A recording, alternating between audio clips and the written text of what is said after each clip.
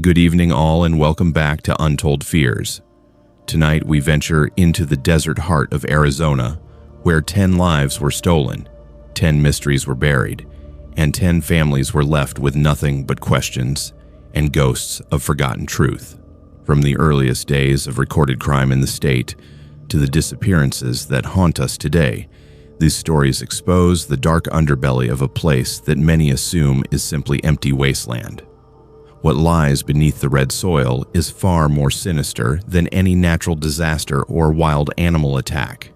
These are the cases that authorities abandoned, the victims whose names were erased, and the evidence that vanished into institutional silence. If you are new here, make sure to subscribe to Untold Fears for daily true horror content that will keep you up at night. Hit that notification bell so you never miss when the darkness calls. Now, let us step into the shadows of the Arizona wasteland where civilization ends and the real terror begins. The case file landed on my desk in March of 1998, one of those dusty folders that nobody wanted to touch. I was a homicide detective with the Phoenix Police Department for 8 years by then, and I had learned that certain cases got buried not because they were unsolved, but because somebody important wanted them to stay that way. Benjamin Chase was 24 years old when he died at Maricopa County Medical Center on February 14, 1997, Valentine's Day. The kind of detail that makes a story stick in your memory because of the bitter irony of it. He had been admitted through the emergency department with a stab wound to his abdomen, the kind of wound that should have been survivable with proper trauma care. But Benjamin never made it out of that hospital alive. The official cause of death was listed as septic shock resulting from peritonitis, which in layman's terms means the wound got infected and the infection spread throughout his body. But I had seen dozens of stab wound cases before, and something about how his case was documented did not sit right with me. I pulled Benjamin's medical records that afternoon, sitting in the basement archive room of the Phoenix Police Department, with nothing but fluorescent lights and the hum of aging filing cabinets for company. The attending physician that night was Dr. Marcus Feldman, a surgeon who had been working at Maricopa County Medical Center for 15 years. According to the ER notes, Benjamin arrived at 2:47 a.m. with a single stab wound approximately 6 inches below his left rib cage. Vitals were stable. Blood pressure 98/62. Pulse 104. Respiration shallow but consistent. The surgical consult was called at 3:15 a.m. Dr. Feldman arrived at the hospital by 3:52 a.m., exactly 37 minutes later. In those 37 minutes, something had changed. Benjamin's blood pressure had dropped to 70/40. His abdomen was now clearly distended. The surgical team moved him to the operating room at 4:23 a.m. That was when Dr. Feldman made his first note that would eventually haunt this case. Quote, "Patient shows signs of peritoneal contamination already present. Internal inspection revealed significant vascular compromise to small intestine. Damage assessment incompatible with single penetrating wound trajectory." End quote. What that meant, in the language of trauma surgery, was that Dr. Feldman believed Benjamin had sustained multiple injuries, or that a single injury had caused catastrophic internal damage, but Benjamin had been stabbed once. The police report was explicit on that point. Witnesses saw a single assailant, a single thrust of the blade. Yet Dr. Feldman's surgical notes suggested something far more complex. He performed emergency resection of compromised bowel tissue, repairing what he documented as, quote, "extensive laceration of the mesenteric artery," end quote. The surgery lasted 4 hours. Benjamin went into intensive care at 8:45 a.m. By then, he had received 7 units of blood products and was on multiple antibiotics. The post-operative notes indicated that Dr. Feldman was concerned about infection risk and had written orders for aggressive antibiotic prophylaxis and scheduled follow-up imaging in 24 hours. But something went wrong in those 24 hours. something that nobody adequately documented. According to the nursing notes from the night shift of February 14th, Benjamin developed a fever at 11:43 p.m. His temperature spiked to 103.7 degrees Fahrenheit. The night nurse, according to the records, notified the resident on call, Dr. James Hartley. Dr. Hartley made a brief note, quote, "Fever consistent with post-operative inflammation. Patient stable on current antibiotic regimen. Will reassess in AM," end quote. But the morning came and Benjamin was not stable. By 6:15 a.m. on February 15th, his blood pressure had crashed again. His abdomen was rigid. The surgical team was called back in. When they reopened him, they found something that shocked everyone in that operating room. The surgical site was clean. There was no abscess. There was no localized infection. What they found instead was a second wound, one that had not been documented in the initial surgery. A laceration on the right side of his abdomen, parallel to the left side wound, indicating a second stab that had gone completely unnoticed. Dr. Feldman made a note during that second surgery that still sits in the file, and it reads like a confession. Quote, "Second entrance wound identified on right lateral abdomen, approximately 4 inches from first wound. Trajectory suggests assailant approached from posterior and struck twice in rapid succession. This wound was not apparent on initial assessment due to body positioning and blood-obscuring operative field. Significant infection already established in peritoneal cavity. Prognosis guarded." End quote. But here is where the case stops being about a medical oversight and starts being about something far more deliberate. Benjamin should have been examined with adequate lighting, with full exposure of the torso, with a systematic inspection of every square inch of his body. A trauma surgeon with 15 years of experience should not miss a stab wound. A trauma surgeon should not confuse a second stab wound with internal organ damage from a first wound. And a trauma surgeon definitely should not allow a patient to go back to the ICU with a documented second wound without notifying the police that their initial investigation had been incomplete. I found the detective's notes from the original case, filed by a detective named Raymond Cortez. He had written a brief report indicating that a suspect had been identified, a man named Marcus Delgado, who had allegedly stabbed Benjamin during a dispute over money outside a nightclub. Delgado had been arrested, and he had confessed to the stabbing. One stabbing. The police report made no mention of a second wound. There was no amended report. There was no follow-up investigation. Delgado had been convicted based on Benjamin's medical records, which documented extensive internal injuries from a single stab wound. He had been sentenced to 23 years in prison based on evidence that became irrelevant the moment Dr. Feldman discovered the second wound. I drove to the prosecutor's office with a stack of photocopies. The prosecutor who had handled the original case, Catherine Morrison, had since been promoted to chief counsel for the county. When I walked into her office, she did not seem surprised to see me. She looked at the medical files I had brought, and she did not say a word for a long time. Then she told me something that changed everything. She said Benjamin Chase had not been stabbed during a dispute over money. He had been stabbed by his older brother, Daniel Chase, who worked as a correctional officer at the Maricopa County Jail.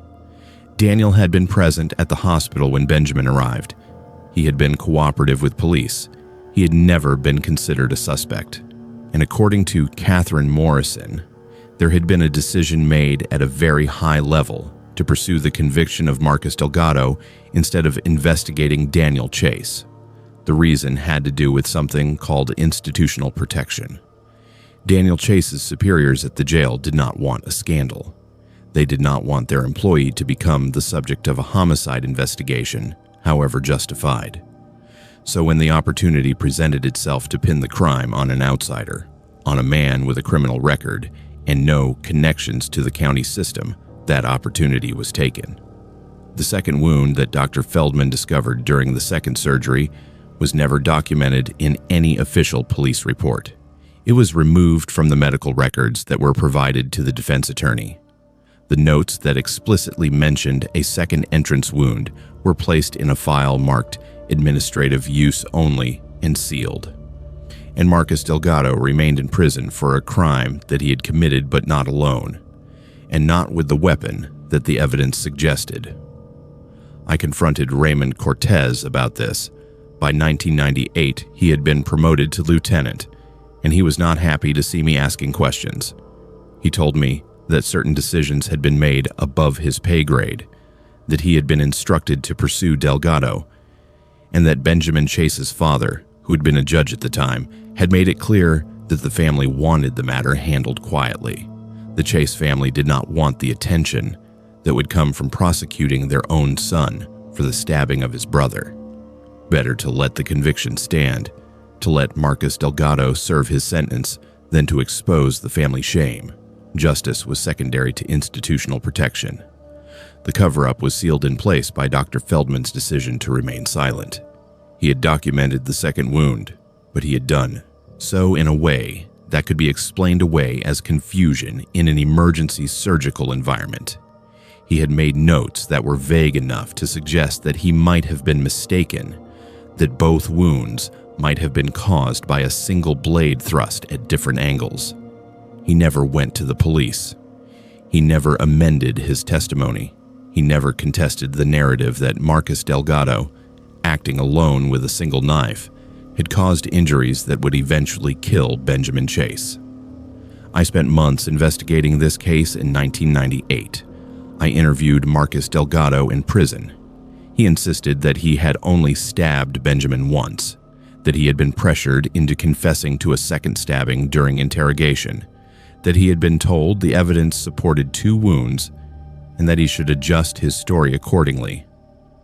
I obtained affidavits from 3 other surgeons in the Phoenix area, and all 3 of them said that the injuries documented in Benjamin's medical records were inconsistent with a single stab wound trajectory. I requested that Dr. Feldman be interviewed about his surgical notes. He retained a lawyer. The lawyer sent a letter informing me that Dr. Feldman would not be speaking with me without subpoena, so I requested a subpoena, and that is when everything stopped. The county prosecutor, not Catherine Morrison anymore, but her replacement, informed me that reopening the Chase case would be a matter for the district attorney to consider. The district attorney, when I approached him, said that the evidence was old, that Marcus Delgado had already been convicted, and that pursuing an exoneration would require overturning a case that had been decided 15 years ago.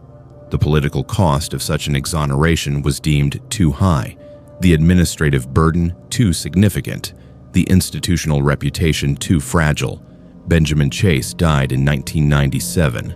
Marcus Delgado spent 23 years in prison for crimes committed by Daniel Chase and concealed by an entire system designed to protect its own.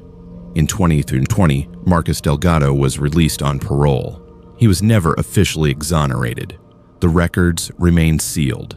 Daniel Chase retired from the Maricopa County Jail with a full pension in 2008. He was never charged with any crime. Dr. Marcus Feldman continued practicing surgery at Maricopa County Medical Center until his retirement in 2015. His records show no disciplinary action, no investigation, no consequences whatsoever. I left the Phoenix Police Department in 2001, unable to accept the system that had allowed this to happen. I took Benjamin's case files with me when I left, copies that I had made during my investigation. Every photograph of those medical records, every note in Dr. Feldman's handwriting, every piece of evidence that documented the cover-up. I have kept them secure for more than 20 years now, hoping that someday the technology or the political will might exist to reopen this case and finally tell Benjamin Chase's story honestly. His family never sought justice for his death. They protected their son instead, and in doing so, they left a man in prison for a crime that was never his alone to bear. If you have any information about the Chase case or about institutional cover-ups in the Phoenix Police Department or Maricopa County Medical Center, Please contact the Arizona Innocence Project. Benjamin Chase deserves to have his story heard. Marcus Delgado deserves to have his conviction overturned. And the truth deserves to finally be told, no matter how inconvenient it might be to the institutions that chose to hide it.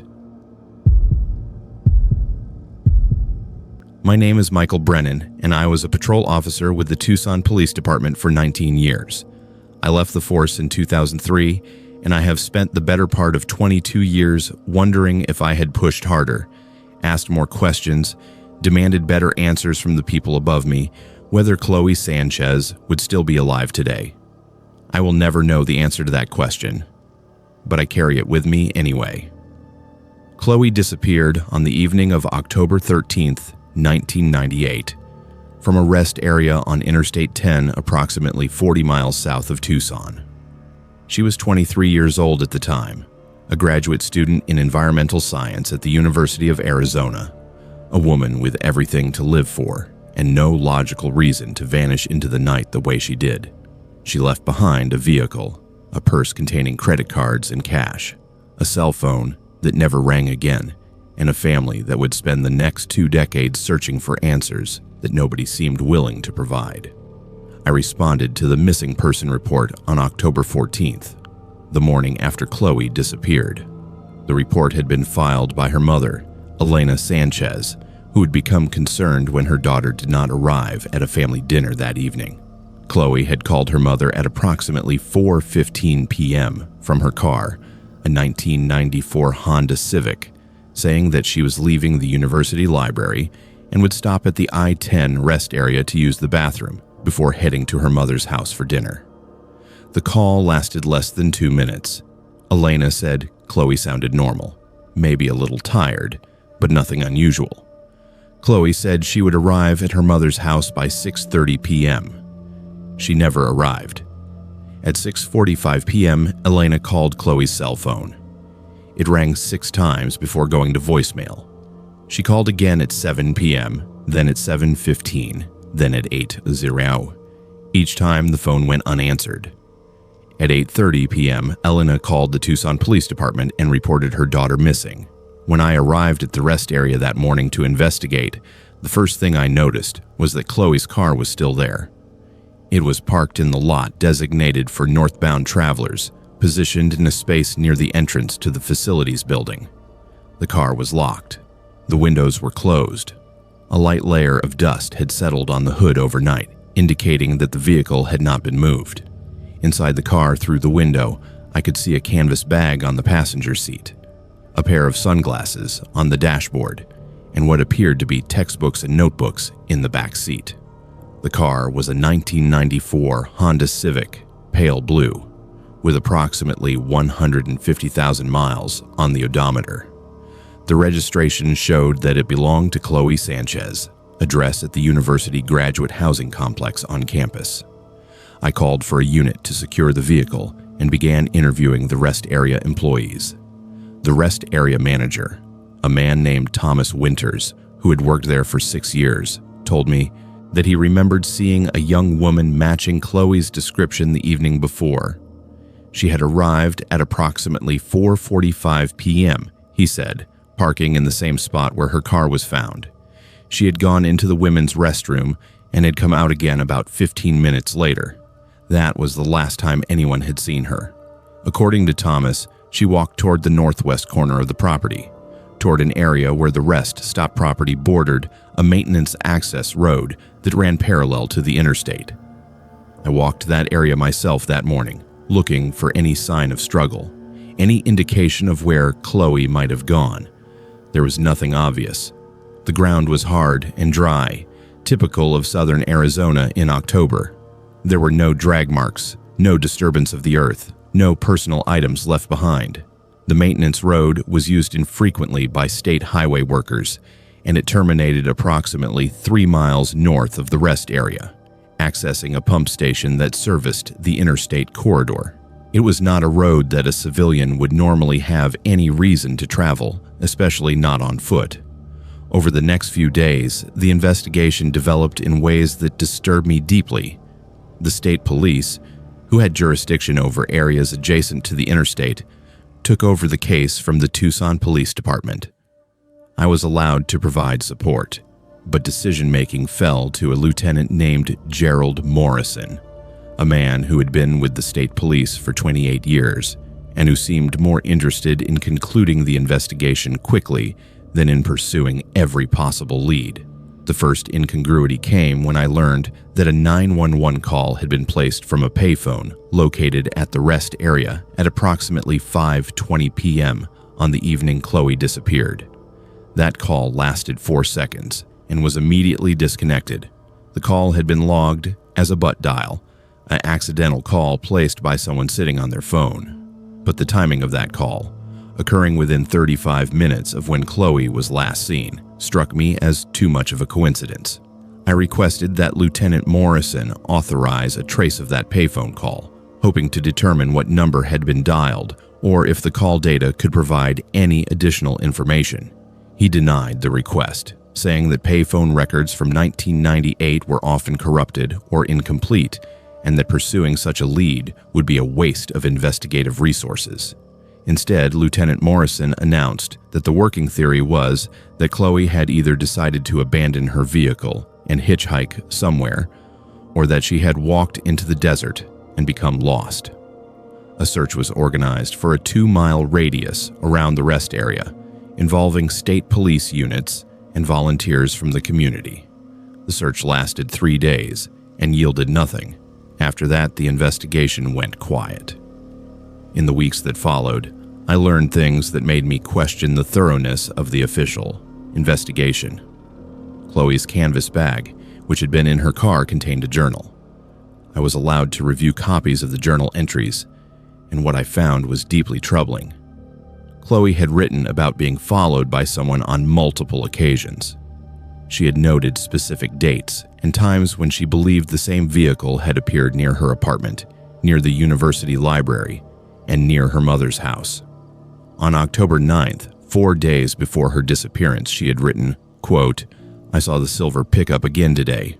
Same truck, same person in the driver's seat just watching. I tried to write down the license plate, but he saw me looking and drove away fast. I should tell someone about this, but I do not want to overreact or seem paranoid." End quote. I brought this information to Lieutenant Morrison and requested that we obtain traffic camera footage from the areas Chloe had mentioned in her journal.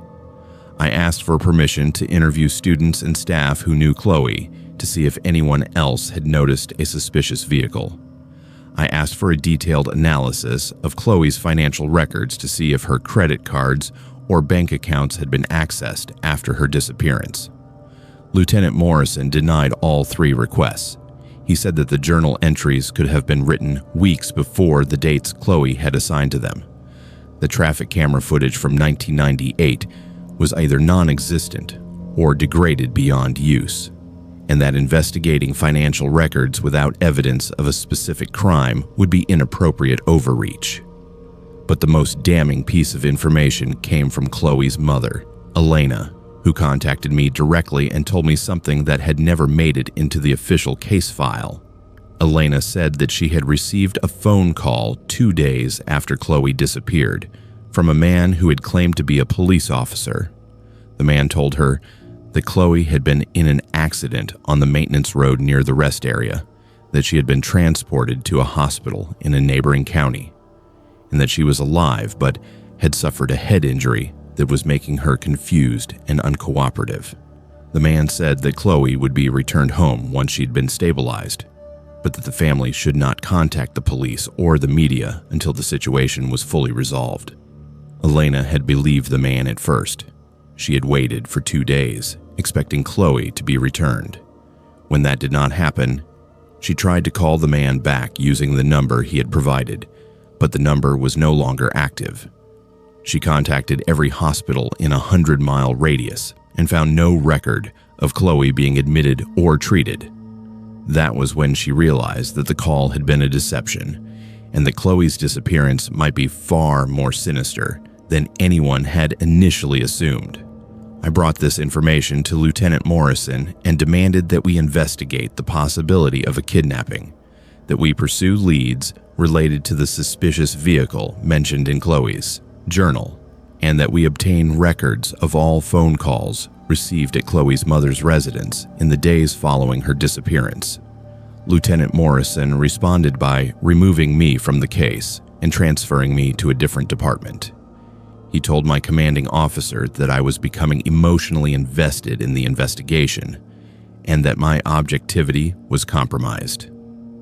2 weeks later, Lieutenant Morrison held a press conference and announced that the investigation into Chloe Sanchez's disappearance had been concluded. He stated that the evidence suggested that Chloe had deliberately abandoned her vehicle and had likely traveled out of state, possibly under an assumed name. He said that without evidence of a specific crime, the state police could not continue to expend resources investigating her case. The case file was sealed. All of Chloe's personal effects, including her journal, were placed in evidence storage. I was explicitly forbidden from accessing any materials related to the case. When I left the police department in 2003, I copied every document I had reviewed during my investigation, every note I had taken, every piece of evidence that suggested Chloe had not simply run away. I've spent the last 22 years maintaining that Chloe Sanchez was the victim of a crime, that someone took her from that rest area, and that the state police deliberately buried her case to avoid the inconvenience of a prolonged investigation.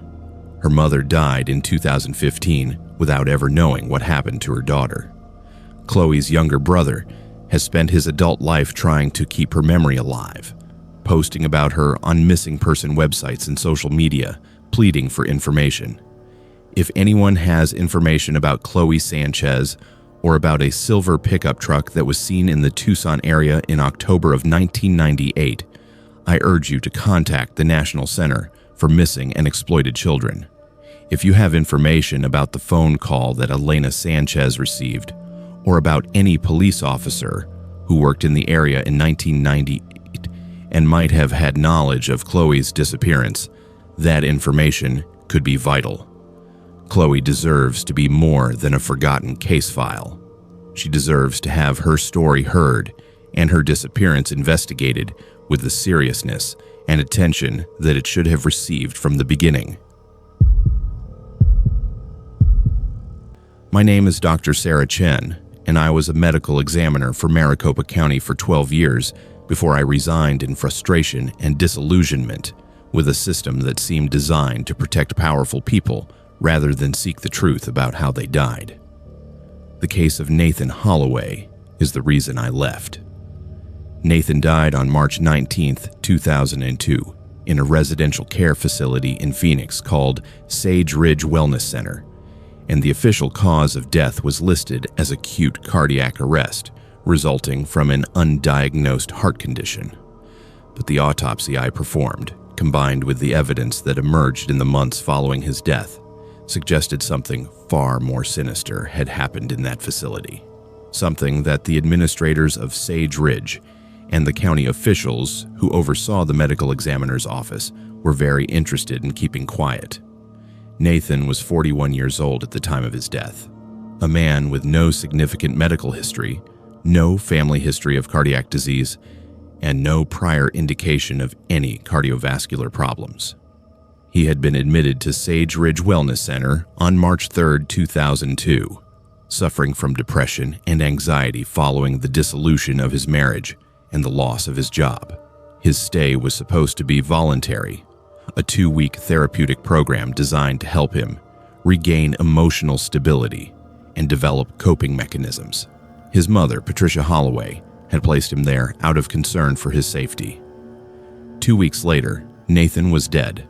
The call came into the medical examiner's office at 3:47 p.m. on March 19th.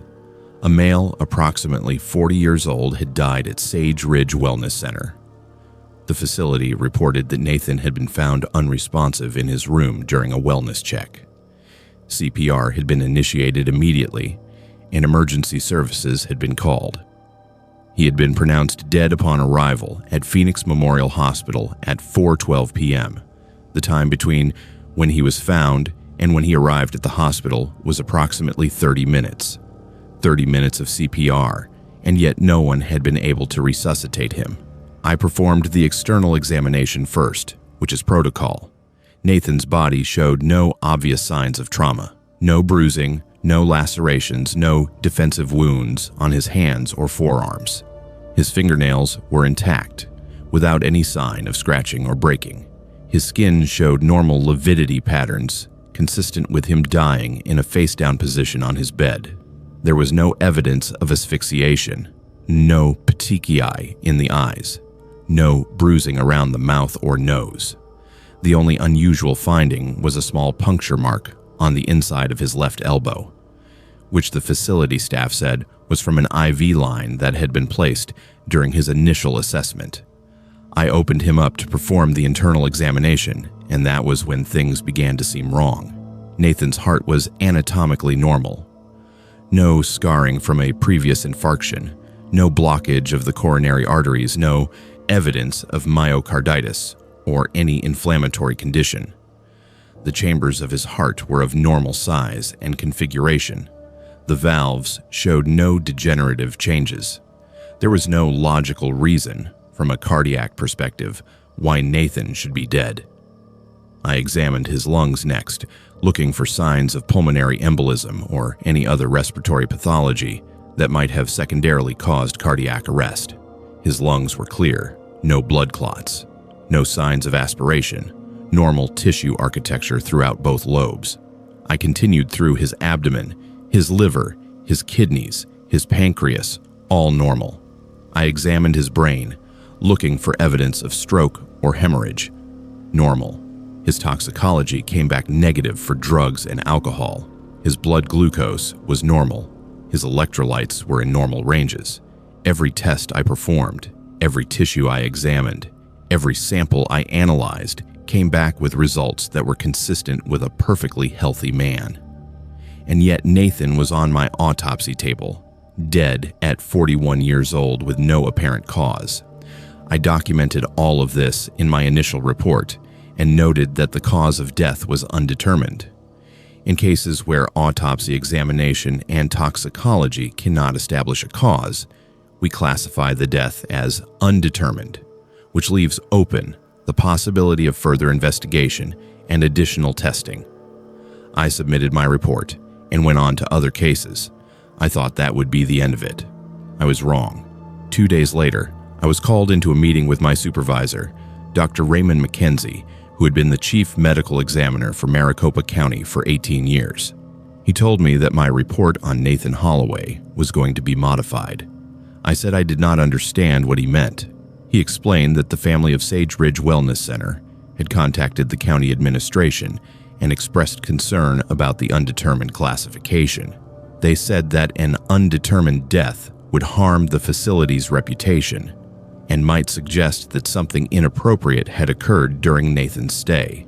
They proposed that we classify his death as sudden cardiac death resulting from an undiagnosed cardiac arrhythmia, a condition that would not have been detectable on autopsy or through routine testing. I refused. I told Dr. McKenzie that I could not, in good conscience, assign a cause of death to Nathan Holloway when I had found no evidence to support that cause. I told him that doing so would be falsifying medical records and misrepresenting the actual findings of my autopsy. He looked at me with an expression of sad disappointment and told me that I was a naive idealist who did not understand how the medical examiner's office actually operated. He said that the county could not afford the liability of an undetermined death at a private care facility. He said that the family had already contacted their attorney. He said that cooperating with their proposed classification would be the politically prudent course of action. I went to my administrator and then to the county coroner and then to the director of health services for Maricopa County. All of them conveyed the same message, phrased in different ways. The cause of death would be reclassified. My objections would be noted but overruled. If I continued to resist, there would be consequences for my career. So I did what I was told, and I authorized the issuance of a death certificate that listed the cause of Nathan Holloway's death as sudden cardiac death from an undiagnosed cardiac arrhythmia. It was the biggest regret of my professional life, but the story does not end there. Approximately 6 months after Nathan's death, I was contacted by his mother, Patricia. She told me that she had hired a private investigator to look into the circumstances of Nathan's death because she did not believe that the official cause was accurate.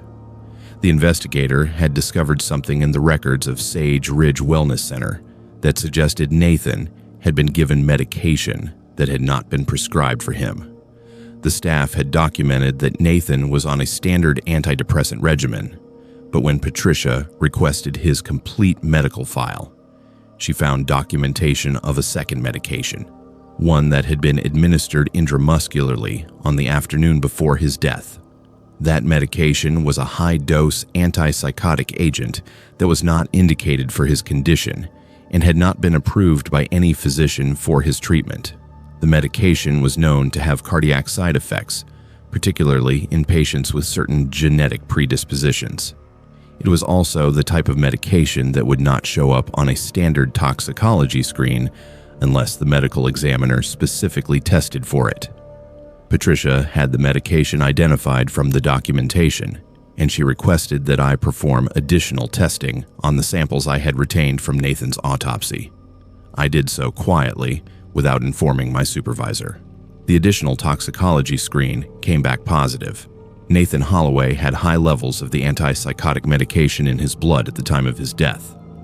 High enough to be toxic, high enough to have caused cardiac arrhythmia, high enough to have caused sudden cardiac death, not from an undiagnosed genetic condition, but from an overdose of a medication that had been administered without his consent and without appropriate medical supervision. I confronted Dr. McKenzie with this information, and he responded by telling me that the samples might have been contaminated, that the additional testing might be inaccurate, and that reopening the investigation into Nathan's death at this point would be counterproductive. He also suggested that if I continued to pursue this matter, my position as a medical examiner would be reconsidered. I was effectively being told to remain silent. I did so for another year, wrestling with my conscience every single day. Finally, I decided that I could no longer be complicit in what I believed was a cover-up of a crime. I contacted Patricia Holloway and gave her copies of all the documentation related to Nathan's autopsy, including the toxicology results from the additional testing. I helped her file a complaint with the Arizona Medical Board and with law enforcement. I resigned from my position as medical examiner and took employment with a private laboratory, where I could perform testing without the pressure of institutional politics. The investigation into Nathan's death was reopened in 2003. Sage Ridge Wellness Center was investigated for the unauthorized administration of medication. 2 nursing staff members were interviewed. No charges were ever filed. The facility was cited for administrative violations but was allowed to continue operating.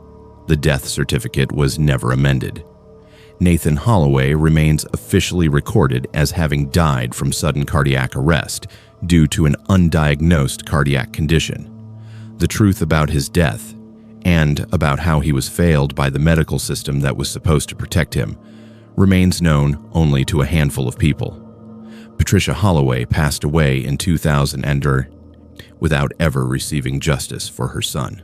Sage Ridge Wellness Center continues to operate today under different ownership, but with many of the same staff members.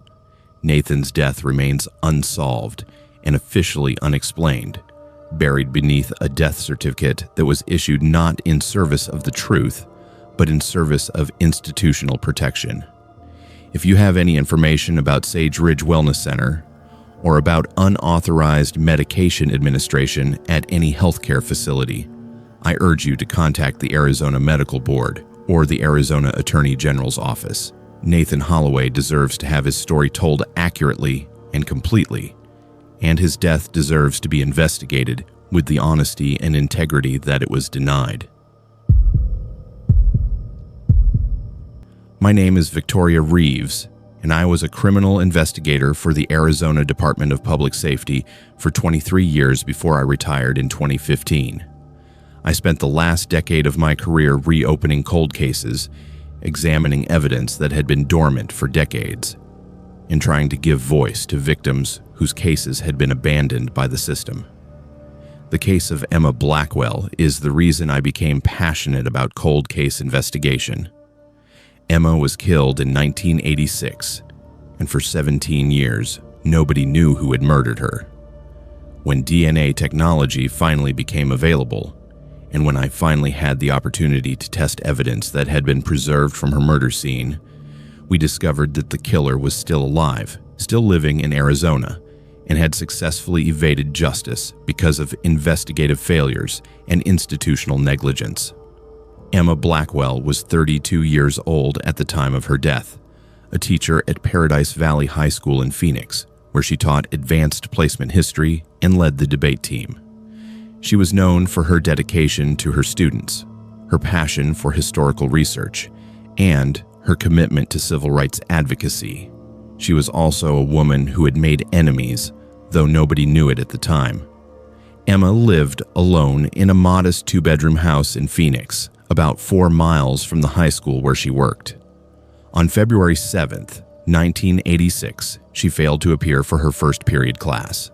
A colleague went to her house after school and found her dead on her bedroom floor, stabbed 23 times with a kitchen knife that was found at the scene. The police investigation that followed was, by any reasonable standard, incompetent. The detective assigned to the case, a man named Harold Simmons, had been with the Phoenix Police Department for 15 years, but had a reputation for taking shortcuts and cutting corners when the case seemed difficult. The crime scene investigation was poorly documented. Photographs were few and inconsistent. The victim's body was moved before adequate measurements had been taken. Evidence was collected haphazardly and stored in conditions that were far from ideal for preservation. Most critically, no biological evidence was ever collected from the murder weapon or from the victim's body. No fingerprints were lifted from the knife handle, despite the fact that fingerprints could have been recovered at that time using available techniques. Detective Simmons interviewed approximately 15 people over the course of the initial investigation, including Emma's colleagues, her neighbors, and men she had dated in the months before her death. Several of these interviews were documented only in brief handwritten notes. Several were not documented at all. No systematic canvassing of the neighborhood was conducted to identify potential witnesses. No attempt was made to recover physical evidence such as hair or fiber samples from the crime scene. The investigation went nowhere. Within 3 months, the case had gone cold, and Emma Blackwell's murder became one of the unsolved files in the Phoenix Police Department's archives. 17 years later, in 2003, I was assigned to review cold cases with the expectation that DNA technology might provide breakthroughs in investigations that had stalled decades ago. I began with the Blackwell case because the brutality of the crime and the apparent investigative failures had caught my attention.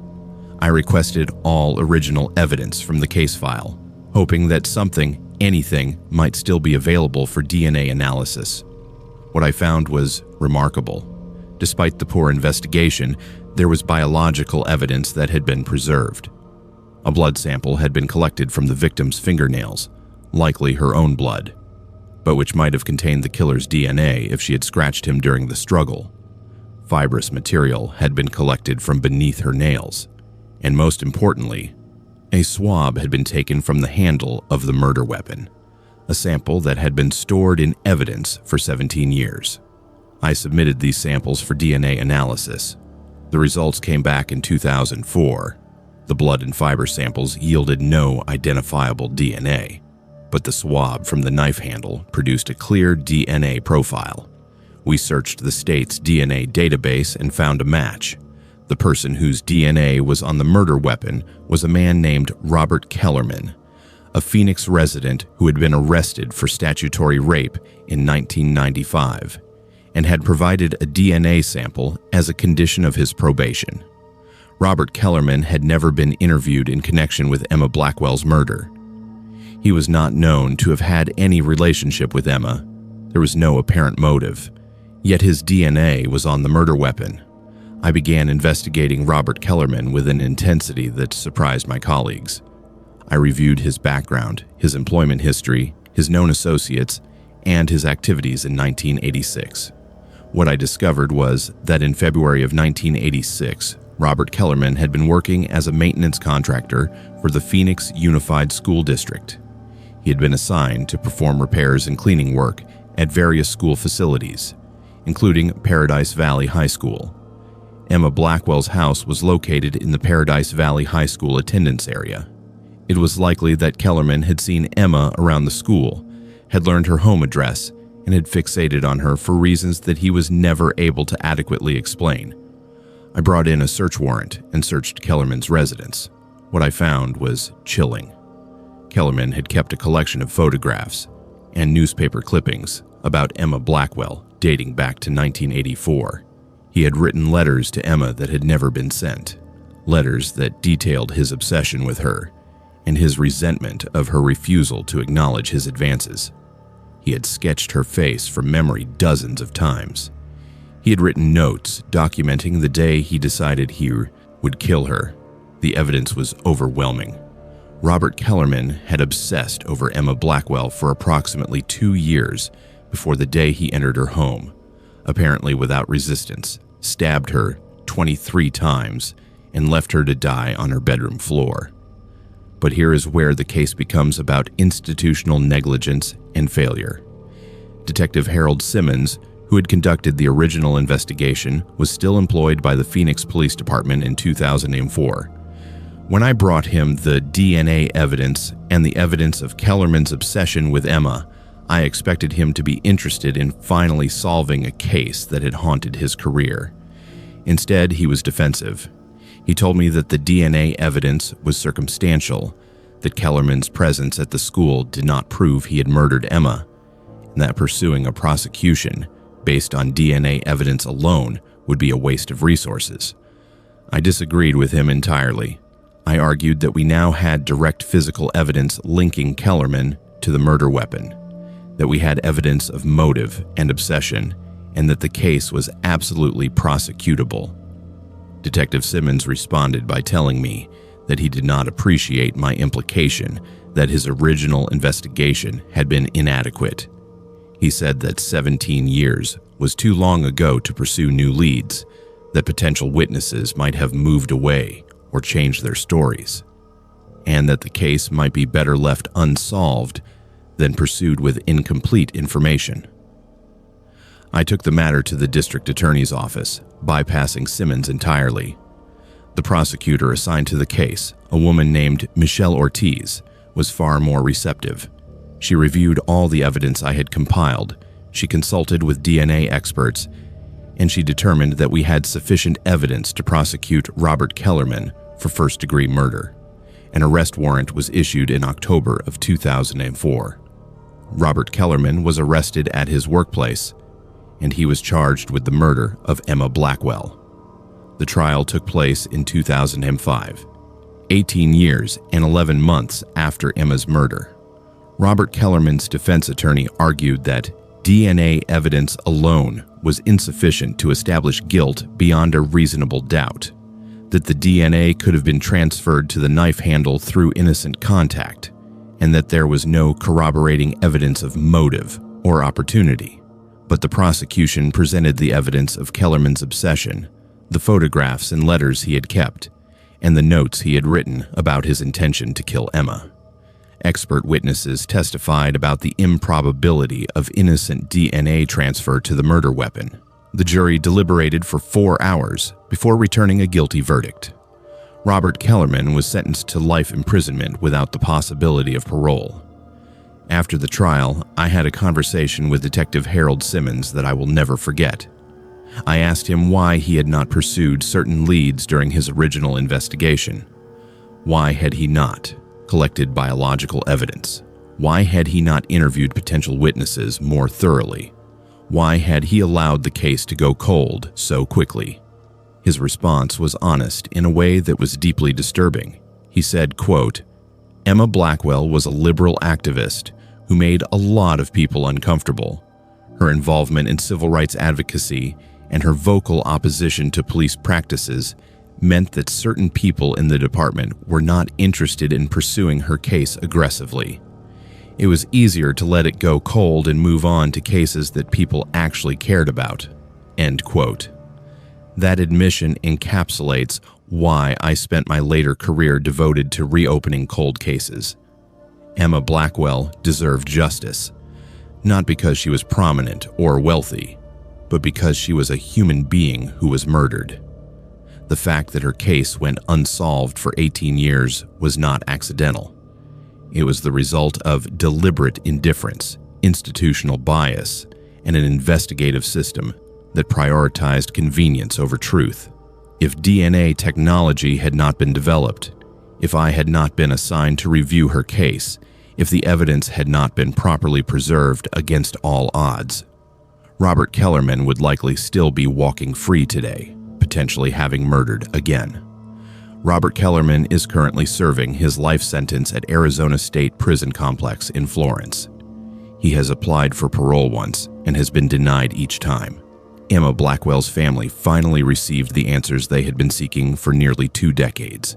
If you have information about cold cases in Arizona or about investigative failures in your local police department, I urge you to contact the Arizona Cold Case Unit or the National Center for Missing and Exploited Children. Cases like Emma Blackwell's remind us that justice delayed is not justice denied entirely, but it is a profound failure of the system designed to protect us. Emma deserves to have her story told completely and accurately, and her case deserves to serve as a reminder of why cold case investigation matters and why institutional accountability is essential to ensuring that nobody is forgotten. My name is Detective James Patterson, and I spent 31 years with the Arizona Department of Public Safety investigating homicides before I retired in 2019. The most disturbing discovery of my career was not a single murder, but a pattern of murders spanning nearly 2 decades that had been systematically ignored, misclassified, and deliberately buried by law enforcement agencies across multiple counties in central Arizona. The killer's name was Logan Sutherland, and he murdered at least 14 women across Arizona, and possibly as many as 23 between 1987 and 2004. He was not caught until 2005, and only then because of a chance DNA match that had nothing to do with the systematic failures of law enforcement to recognize the pattern of his crimes. Logan Sutherland was a long-haul truck driver who operated across the southwestern United States, but he spent most of his time in Arizona, driving interstate routes between Phoenix and Tucson and between Phoenix and the California border. He was a seemingly unremarkable man, 43 years old when he was finally arrested.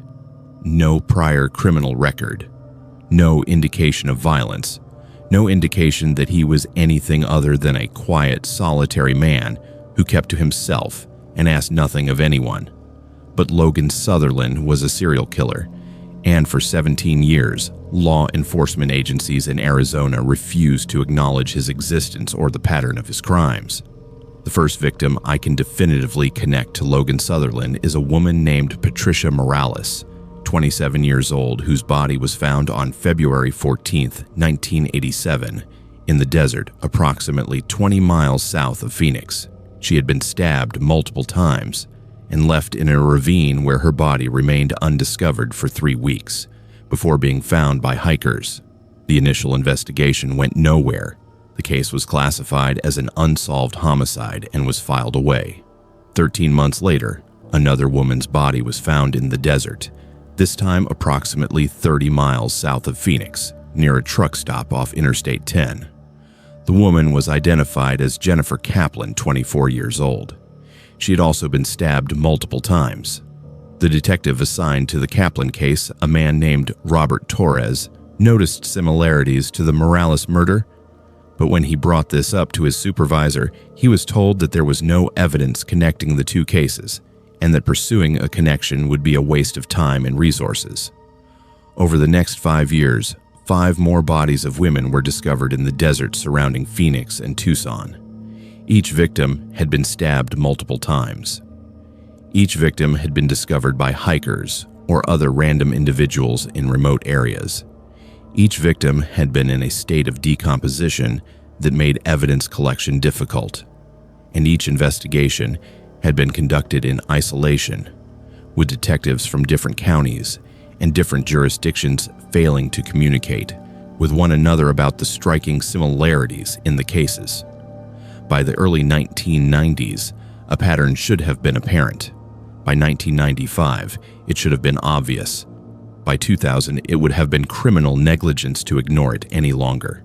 But law enforcement agencies continued to ignore it, and women continued to die.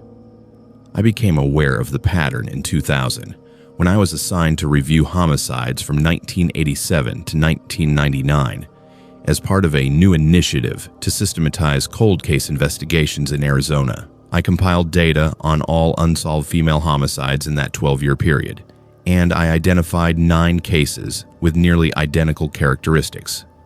All victims were women between the ages of 23 and 35. All victims had been stabbed multiple times with what appeared to be the same type of weapon. All victims had been found in remote desert areas. All victims had been discovered weeks or months after their deaths. Most significantly, all victims had some connection to interstate travel. Several had been found near truck stops. Several appeared to have disappeared from rest areas or truck stops based on their known movements in the days before their bodies were discovered. I presented this information to my supervisor, Lieutenant Marcus Webb, and I argued that we should immediately notify the Federal Bureau of Investigation and request that they open an investigation into a potential serial killer operating in Arizona. I argued that we should contact law enforcement agencies in California and Nevada to see if there were similar cases in those states. I argued that we should issue a public warning alerting women to the danger and describing the killer's likely profile. Lieutenant Webb listened to my presentation and then told me that the evidence was circumstantial, that I was engaging in pattern-seeking behavior that might cause panic without justification, and that involving the FBI would be premature without more concrete evidence. I pushed back against this decision. I met with the district attorney's office. I spoke with detectives from the counties where the victims had been found. I compiled additional information linking several of the cases through witness statements and victim movements. I requested that blood samples from crime scenes be tested for DNA matches. The response from law enforcement leadership was consistent and maddening. The cases were not connected. The pattern I was seeing was a product of my own bias. The victim's connection to truck stops and rest areas was coincidental. Pursuing a serial killer investigation would be a misallocation of resources. In 2002, I learned through a colleague at the Tucson Police Department that they had identified a suspect in one of the homicides in their jurisdiction. A man named Logan Sutherland had been interviewed in connection with the murder of Rachel Martinez, whose body had been found in 1998 near a truck stop outside Tucson. Sutherland had been a regular at the truck stop and had been identified through routine questioning of people who frequented the area.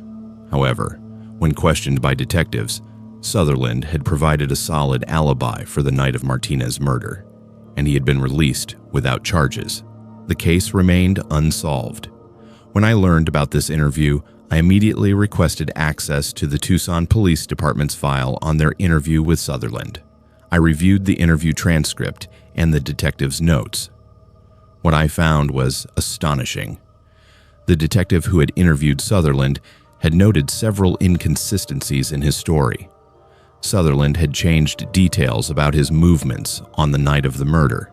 He had become evasive when asked about his relationship with the victim. He had become visibly agitated when asked about his work schedule and his locations over the past several years. And yet, despite these red flags, the detective had simply accepted Sutherland's alibi and let him go. I brought this information to Lieutenant Webb and again argued that we needed to investigate Logan Sutherland as a potential serial killer. I argued that the inconsistencies in his interview, combined with his access to victims and his presence in locations where multiple bodies had been discovered, made him an extremely viable suspect. Again, Lieutenant Webb refused. He told me that I was obsessed with Sutherland and that I was letting my bias cloud my judgment. He told me to stop pursuing this line of investigation and to focus my attention on cases where we had actual leads. I made a decision that I have never regretted, though it cost me significantly at the time. I began investigating Logan Sutherland on my own time, using personal resources and information that I accessed through my law enforcement credentials, but without official authorization. I compiled a timeline of his movements over the 17-year period from 1987 to 2004. I correlated his trucking routes with the locations where bodies had been discovered. I interviewed family members of the victims. I spoke with waitresses and other employees at truck stops, where Sutherland was known to frequent. I gathered evidence that Logan Sutherland had been present in the geographic vicinity of every single one of the victims at or near the time they had disappeared. In 2004, I submitted my findings to the Federal Bureau of Investigation. I provided them with all my documentation, my timeline analysis, my correlations between Sutherland's movements and the victim locations, and my arguments for why a formal serial killer investigation should be initiated. The FBI took my information seriously in a way that the Arizona State Police had refused to do. They opened a preliminary investigation into Logan Sutherland. They began reviewing evidence from the cases I had highlighted. They conducted DNA testing on biological evidence from multiple crime scenes. On March 15, 2005, federal agents arrested Logan Sutherland at his residence in Phoenix. DNA evidence recovered from 3 of the victims' bodies matched his DNA. He was charged with multiple counts of first-degree murder. He was convicted in 2006 and sentenced to life imprisonment without the possibility of parole. During his trial, it was revealed that Logan Sutherland had murdered at least 14 women in Arizona and possibly had murdered additional victims in California and Nevada. The full scope of his crimes was never completely determined because he refused to provide detailed confessions about his activities, and he died in prison in 2018 before a complete accounting of his victims could be established. But here is the critical point that nobody wanted to acknowledge or discuss. Logan Sutherland could have been caught as early as 1990. If law enforcement agencies had recognized the pattern and pursued it aggressively, at least 4 of his victims would still be alive. If my supervisor had authorized the investigation that I requested in 2000, at least 3 of his victims would still be alive. If the Tucson Police Department had pursued their suspicions about Sutherland when they interviewed him in 2002, at least 2 of his victims would likely still be alive. Every failure to act, every refusal to see the pattern, every institutional resistance to the obvious conclusion resulted in more women dying at the hands of a serial killer who was operating in plain sight. I was passed over for promotion after I went to the FBI against the explicit direction of my superior officer. Lieutenant Webb filed a report stating that I had acted insubordinately and had damaged the reputation of the Arizona Department of Public Safety by involving federal authorities in a matter that should have been handled through state channels. I was effectively ostracized by my colleagues for the remainder of my career. When I retired in 2019, I received no commendation for my role in bringing Logan Sutherland to justice. I received no acknowledgement from the state police or from the county agencies that their failure to recognize the pattern had resulted in the deaths of innocent women. Logan Sutherland remains incarcerated at Arizona State Prison Complex in Florence. He will never be released, but the families of his victims know that the Arizona law enforcement system failed them. They know that their daughters and sisters would still be alive if the institutions responsible for protecting the public had been willing to look at the evidence and acknowledge an obvious truth. If you have information about unsolved murders in Arizona or about serial killer cases that may have been mishandled by law enforcement, please contact the Arizona Attorney General's office or the Federal Bureau of Investigation. The victims deserve to have their deaths investigated completely and their killers brought to justice. not buried beneath institutional negligence and bureaucratic indifference. My name is Dr. Diane Hartwell, and I was a social worker with the Arizona Department of Child Protective Services for 26 years before I retired in 2014. During my career, I became increasingly aware that the system I worked for was designed not to protect children, but to protect powerful people from accountability for their actions toward children. The case of Abigail Prescott is the reason I left the agency. Abigail disappeared on October 23, 1993. At the age of 7 years old from her home in Phoenix, she has never been found.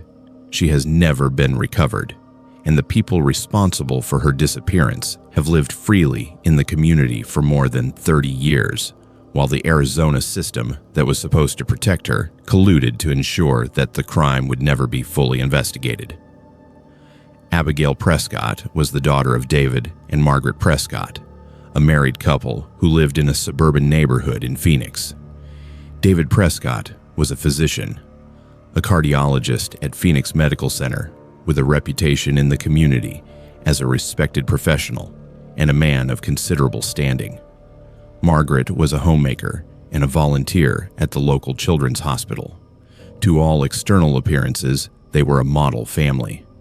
Abigail was their only child, a bright and articulate girl who attended second grade at Desert Ridge Elementary School and was known to her teachers as quiet, well-behaved, and somewhat withdrawn. On October 23, 1993, Abigail failed to appear at school. Margaret told the school that Abigail was ill and would be absent that day. That evening, when David arrived home from work, he found Margaret alone in the house. Margaret told him that Abigail had been playing in the backyard that afternoon and had wandered away. She said she had searched the neighborhood for an hour before calling the police. David called the Phoenix Police Department at 6:47 p.m. and reported his daughter missing. The initial search was organized quickly, with police units combing the neighborhood and searching parks within a 2-mile radius of the Prescott residence. Search dogs were brought in the following day. The search was extended to include parks and natural areas within 5 miles of the home. After 3 days of searching, no sign of Abigail had been found. The Phoenix Police Department issued a missing child alert. Local news outlets covered the story. Flyers with Abigail's photograph were posted throughout the community, and still, there was no trace of the child. I became involved with the case 10 days after Abigail's disappearance, when a concerned neighbor contacted Child Protective Services. The neighbor reported that she had observed what she believed to be inappropriate physical contact between David Prescott and Abigail in the Prescott family's backyard approximately 1 week before Abigail disappeared. The neighbor had been hesitant to report the observation because she was not certain of what she had seen, and she was aware that the Prescott family was prominent in the community. But given that Abigail was now missing, she felt compelled to come forward with the information. When I reviewed the missing child report and saw the neighbor's allegation, I was alarmed. I immediately contacted the detective assigned to Abigail's case, a man named Richard Volkoff, and I asked if he had been made aware of the neighbor's concerns. He told me that yes, he had spoken with the neighbor, and he had determined that her observations were ambiguous and that pursuing the allegation would be inappropriate given that the primary focus needed to be on finding Abigail. I disagreed with that assessment. I told Detective Volkov that we needed to conduct a formal investigation into the neighbor's allegations. I told him that we needed to interview David and Margaret Prescott separately about the neighbor's observations. I told him that we needed to examine the Prescott family's background and David Prescott's history for any prior indicators of child abuse. Detective Volkov's response was dismissive. He told me that David Prescott was a respected physician, that the Prescott family had no prior history of involvement with Child Protective Services, and that suggesting inappropriate behavior on the part of David Prescott based on a neighbor's vague observation was irresponsible and potentially defamatory. He told me that pursuing such a line of investigation would damage the Prescott family's reputation without evidence to justify the intrusion. He told me that my role as a social worker was to facilitate the search for Abigail, not to insert unsubstantiated accusations into an ongoing investigation.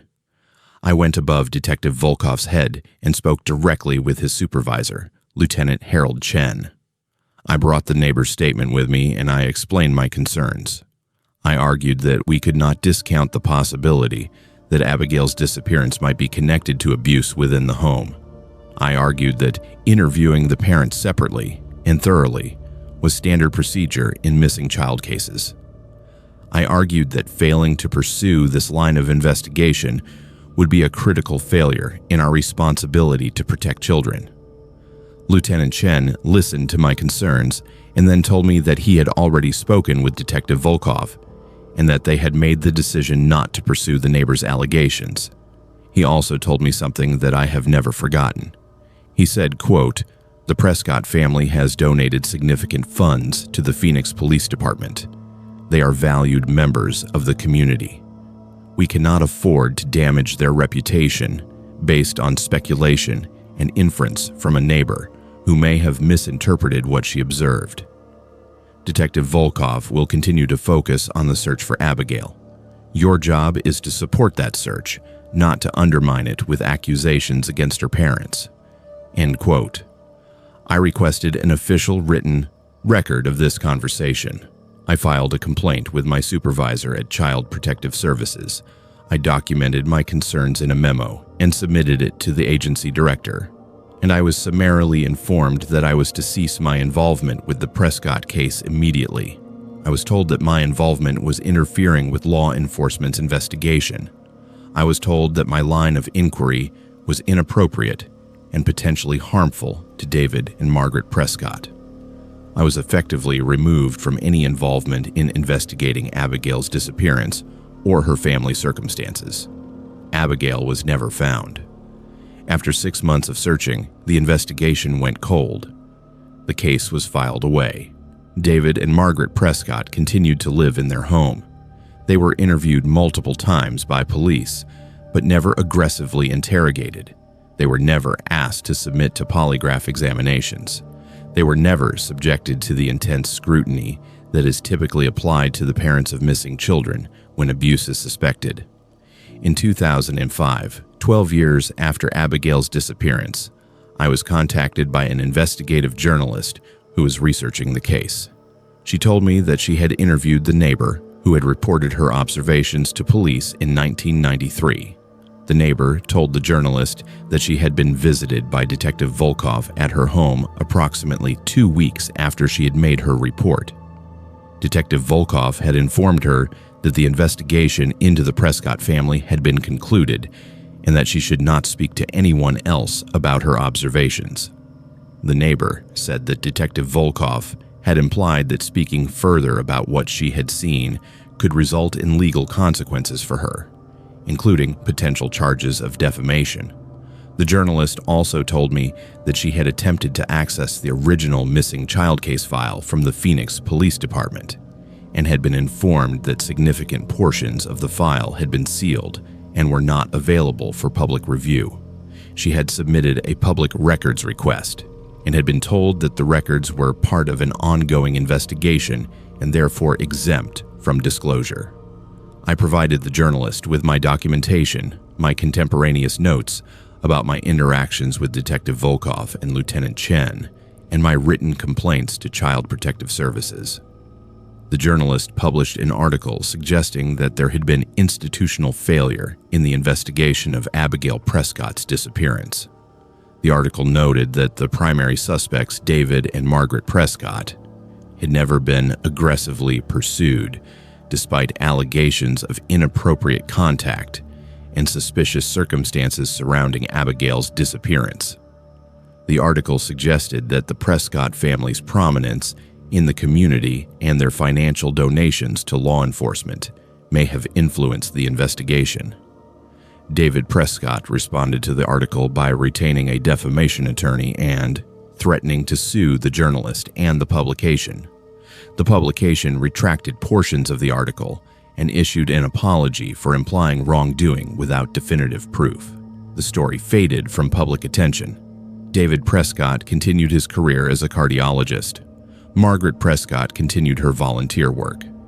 Abigail Prescott remained missing, and the case was officially closed in 2010, 18 years after her disappearance.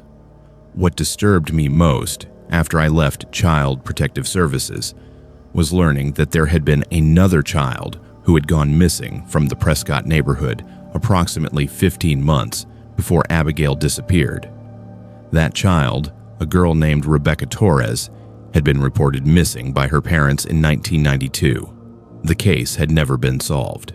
Rebecca Torres was also 7 years old at the time of her disappearance. Rebecca Torres also lived within 2 blocks of the Prescott residence. No connection between the 2 disappearances was ever officially established or investigated. I have maintained all documentation related to the Prescott case and to my involvement with Child Protective Services. I have kept copies of the neighbor's original statement, my memos to the agency director, and my written complaints about the investigation's closure. All of this documentation suggests that there was a deliberate institutional decision to protect David Prescott from scrutiny, potentially at the cost of investigating the disappearance of his daughter and possibly other children in the neighborhood. Abigail Prescott has been missing for more than 3 decades. If she's still alive, she would be in her early 40s today. If she is deceased, her remains have never been recovered, and her death has never been officially explained. The Arizona system that was supposed to protect her failed her comprehensively. The law enforcement agency that was supposed to investigate her case prioritized the reputation of a prominent family over the search for a missing child. And the social work agency that was supposed to advocate for her welfare removed me from involvement when I attempted to raise concerns about abuse within her family. If you have any information about Abigail Prescott's disappearance, about Rebecca Torres' disappearance, or about suspicious activities involving the Prescott family in Phoenix during the early 1990s, I urge you to contact the Arizona Department of Public Safety or the National Center for Missing and Exploited Children. Abigail deserves to have her case investigated with honesty and integrity. Her family deserves answers. And the community deserves to know whether a powerful family's wealth and influence were allowed to shield them from accountability for the disappearance of children in their neighborhood. My name is Marcus Webb, and I was a county investigator for Gila County, Arizona for 29 years before I retired in 2011. During the last decade of my career, I became convinced that there was a coordinated pattern of disappearances in rural Arizona that had been deliberately obscured by a combination of institutional negligence, deliberate misdirection, and what I can only describe as coordinated criminal activity involving members of law enforcement and local officials. The case of Owen Mitchell and the 6 other people who disappeared from rural Gila County between 1997 and 2004 represents what I believe is one of the most profound institutional cover-ups in Arizona history. And I was forced out of my job for attempting to investigate it. Owen Mitchell was 28 years old at the time of his disappearance on June 14, 1999. He was a mining engineer who worked for a copper mining company with operations in rural Gila County. Owen lived alone in a small house on the outskirts of Globe, Arizona, a remote area approximately 90 miles east of Phoenix. He was well liked by his colleagues, had no known enemies, no substance abuse problems, and no family history of mental illness or unusual behavior. On June 14th, Owen failed to report to work. His employer called his house and reached his answering machine. When Owen did not appear for work the following day, his employer contacted the Gila County Sheriff's Department and reported him missing. What I discovered when I began investigating Owen's disappearance was that he was not the only person to have gone missing from that general area in recent years. Between 1997 and 1999, 3 other people had disappeared from communities in rural Gila County. Their cases had been investigated separately filed away and essentially abandoned. The missing persons were as follows: David Chen, a mining surveyor who disappeared in March 1997; Rebecca Martinez, a convenience store clerk who disappeared in August 1997; and Michael Cordova, a construction worker who disappeared in February 1999. None of these cases had any apparent connection to one another. The investigators who handled each case had concluded that the missing persons had either run away, were victims of accidents in the remote desert, or had voluntarily left the area. But when I compiled the details of all 4 disappearances, a pattern emerged that was deeply troubling. All 4 individuals had connections to mining operations or industries in the area. All 4 had gone missing during daylight hours, with no indication of struggle or foul play. All 4 had disappeared from areas within a 10-mile radius of each other. All 4 had been reported missing by people who expected to see them that day, yet the official response had been minimal, and all 4 had been classified as runaways or voluntary departures without adequate investigation. I brought my findings to my supervisor, Sheriff Raymond Garrett, and I requested authorization to conduct a comprehensive review of all disappearances from Gila County over the preceding 10 years. I argued that there might be a pattern of predatory activity, possibly involving a serial killer or kidnapper, that was being masked by the lack of coordination between individual cases. Sheriff Garrett listened to my presentation and then told me something that altered my understanding of what I was investigating. He said, quote, "Marcus, there are people in positions of significant influence in this county who do not want these cases investigated aggressively. I would strongly suggest that you drop this line of inquiry and focus your attention on cases where investigation is actually welcome." End quote. I did not drop the investigation. Instead, I intensified it. I obtained authorization to contact the families of all 4 missing persons. I interviewed them about the circumstances of their disappearances. I documented statements that had never made it into official reports. David Chen's brother told me that David had been concerned about financial irregularities he had discovered in the accounting systems of his employer. Rebecca Martinez's mother told me that Rebecca had been dating a man who worked in the county assessor's office and that they had broken up acrimoniously when Rebecca had discovered the man was married. Michael Cordova's wife told me that Michael had been laid off from his job after he had reported safety violations to state authorities. Owen Mitchell's family provided me with his personal papers and his journal. In that journal, Owen had written about meetings he had attended with mining company executives where they discussed procedures for circumventing environmental regulations. Owen had expressed concern about the legality of what was being discussed. Owen had indicated that he was considering contacting the Environmental Protection Agency about the company's practices. His last journal entry, dated June 10, 1999, 4 days before his disappearance, stated, quote, "I have made the decision to contact the EPA about what I have learned. I know this will make me unpopular with the company, but it is the right thing to do. I am nervous about the consequences, but I cannot remain silent about environmental crimes." End quote. This documentation suggested that all 4 missing persons had knowledge of illegal or unethical activities involving mining operations, county government, or both. I requested that the district attorney's office open an investigation into potential criminal activity involving mining companies and county officials. I requested that we contact the FBI to assess whether there might be federal crimes involved. I requested that we conduct formal interviews with county officials and mining company executives about their knowledge of the missing persons and any potential motive they might have had to harm them. My requests were all denied. Sheriff Garrett called me into his office and informed me that I was being reassigned to a different county. He told me that my investigation into the missing persons cases was making people uncomfortable. He told me that I had accused county officials and mining company executives of serious crimes without adequate evidence. He told me that my continued pursuit of this investigation was jeopardizing my career and the reputation of the sheriff's department. I refused the reassignment. I filed a formal complaint with the state attorney general's office. I submitted all of my documentation regarding the 4 missing persons and outlined my theory that they had been victims of foul play connected to environmental crimes and regulatory violations. The state attorney general's office responded by sending an investigator to Gila County to interview Sheriff Garrett and other county officials. That investigator, according to Sheriff Garrett, had concluded that my allegations were unsubstantiated and that I had allowed my pattern-seeking bias to lead me to unfounded conclusions.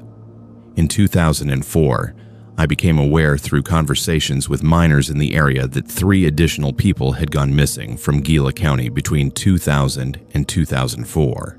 Those missing persons were James Patterson, a retired EPA investigator who had moved to the area in 2000, Thomas Williams, a journalist who had been researching mining practices in rural Arizona, and Sandra Lopez, an environmental scientist who had been contracted to assess environmental impacts of mining operations in the county. All 3 had connections to environmental regulation, oversight, or investigation. None of their cases had been vigorously investigated. All 3 had been classified as voluntary departures from the area. I compiled all of this information, and I prepared a comprehensive report documenting what I believed was a coordinated pattern of disappearances related to environmental crimes, regulatory violations, and a cover-up involving county officials and law enforcement. I submitted this report directly to the FBI field office in Phoenix. Within 2 weeks of my submission, I was terminated from my position as a county investigator. The termination letter cited insubordination and alleged misconduct, but provided no specific examples of either. After I left my job, I discovered through former colleagues that Sheriff Garrett had submitted formal complaints to the state licensing board, accusing me of ethical violations and professional misconduct. Those complaints resulted in the suspension of my private investigator's license.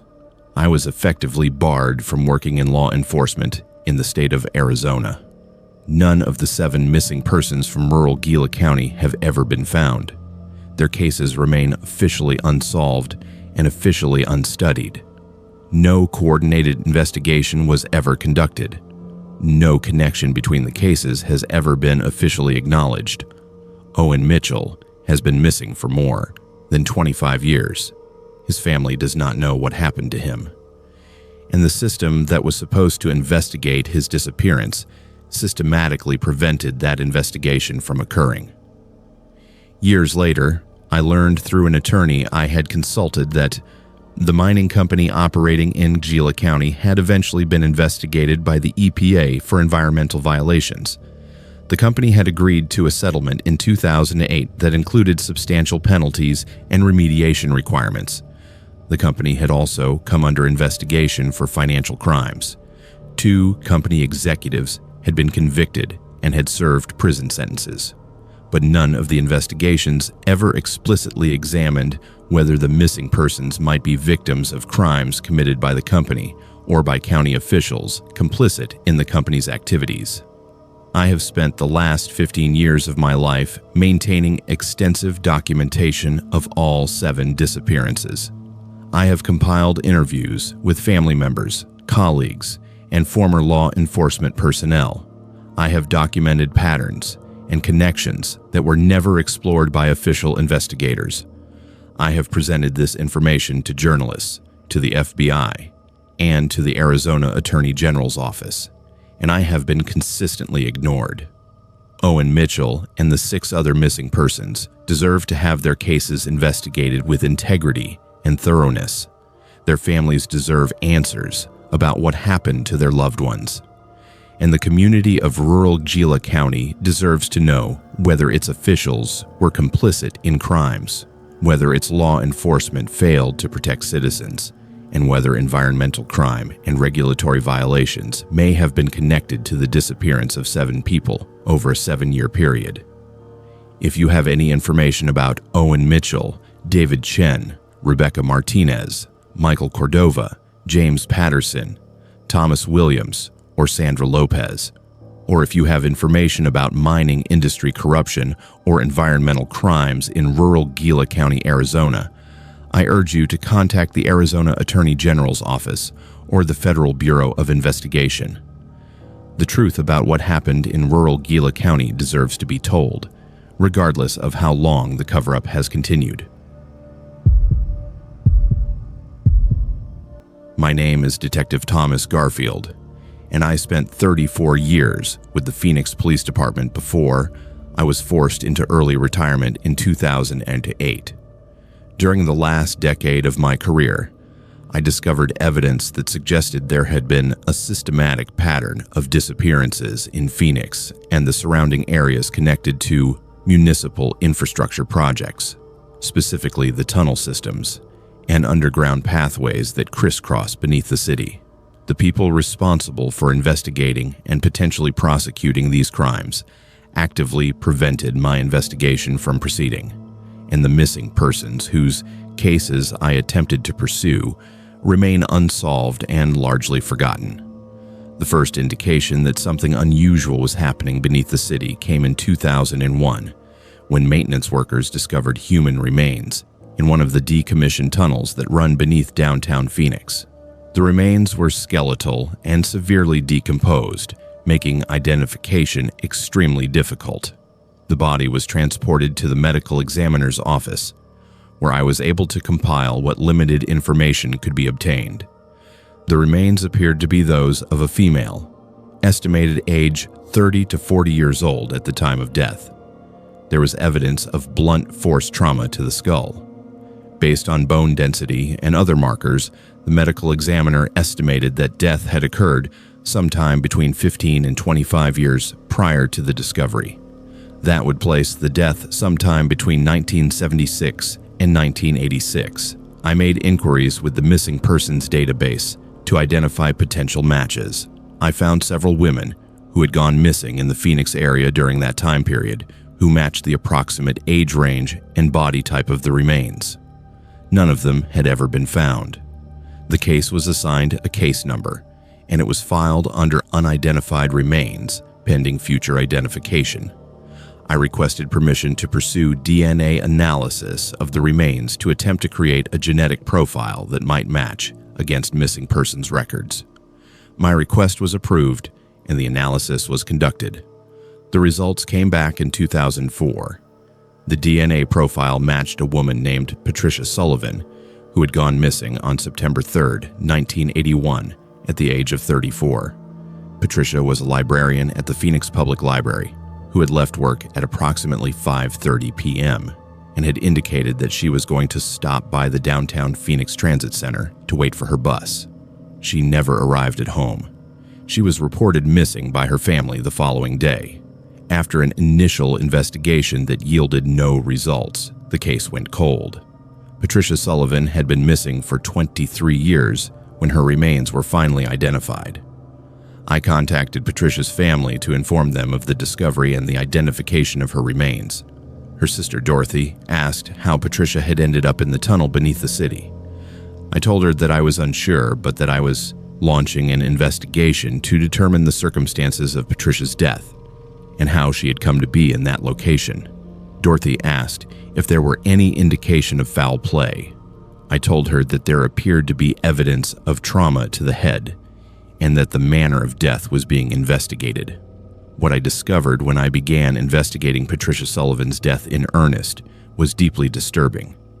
The tunnel system in which her remains were found was one of several subterranean passages that had been constructed decades earlier as part of municipal infrastructure projects, primarily to house utilities, water mains, electrical conduits, and pedestrian pathways connecting various downtown buildings. Many of these tunnels had been closed off or decommissioned over the years as infrastructure had been updated and replaced. Several tunnels remained accessible only to city workers and authorized personnel. I began searching records to identify any other disappearances of individuals who might have been connected to the tunnel systems. What I found was a troubling pattern. Between 1975 and 1995, 17 women had gone missing from downtown Phoenix. Several of them had last been seen near the downtown transit center. Several of them had worked in buildings connected to the tunnel system.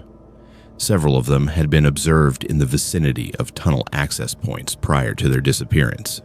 None of these disappearances had ever been formally connected to one another. Most of the cases had been investigated minimally and had gone cold within a few months. I compiled this information and presented it to my supervisor, Lieutenant Harold Simmons. I proposed that we conduct a comprehensive search of the decommissioned tunnel systems to determine if there might be additional remains or evidence related to any of the 17 missing women. I proposed that we contact all of the families of the missing women and attempt to obtain DNA samples for comparison against any remains that might be found.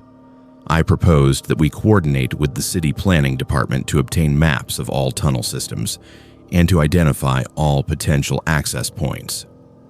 Lieutenant Simmons listened to my proposal and then informed me that my investigation was being terminated. He told me that pursuing this line of inquiry would be a misallocation of resources. He told me that the tunnel systems were dangerous and that conducting an unauthorized search could expose the department to liability. He told me that the cases of the 17 missing women were spread across decades and that attempting to connect them would be irresponsible speculation. He told me that I should close my investigation and return to regular duty. I refused. I went to the district attorney's office and presented all of my information to a prosecutor named Stephen Chen. Stephen reviewed my findings and agreed that there appeared to be a potentially significant pattern that warranted investigation. He authorized me to conduct a comprehensive search of the tunnel systems with the assistance of city engineers and municipal workers. In early 2005, I assembled a team and we began systematically searching the decommissioned tunnels beneath downtown Phoenix. What we found was horrifying and heartbreaking. In addition to Patricia Sullivan's remains, we discovered the skeletal remains of 5 other individuals in various sections of the tunnel system. Based on preliminary analysis and family dental records, we identified 4 of the 6 remains as follows: Rebecca Martinez, missing since August 1987; Katherine Johnson, missing since March 1989; Susan Whitmore, missing since May 1991; and Margaret Chen, missing since November 1993. The identification of the 5th set of remains was more difficult, but we eventually identified her as Victoria Torres, who had gone missing in February 1992. Each of these women had connections to downtown Phoenix. Each had last been seen in the vicinity of the downtown area. Each had been reported missing by family members, but had been the subject of minimal investigation. And each had been found in the tunnel system, their remains showing evidence of trauma.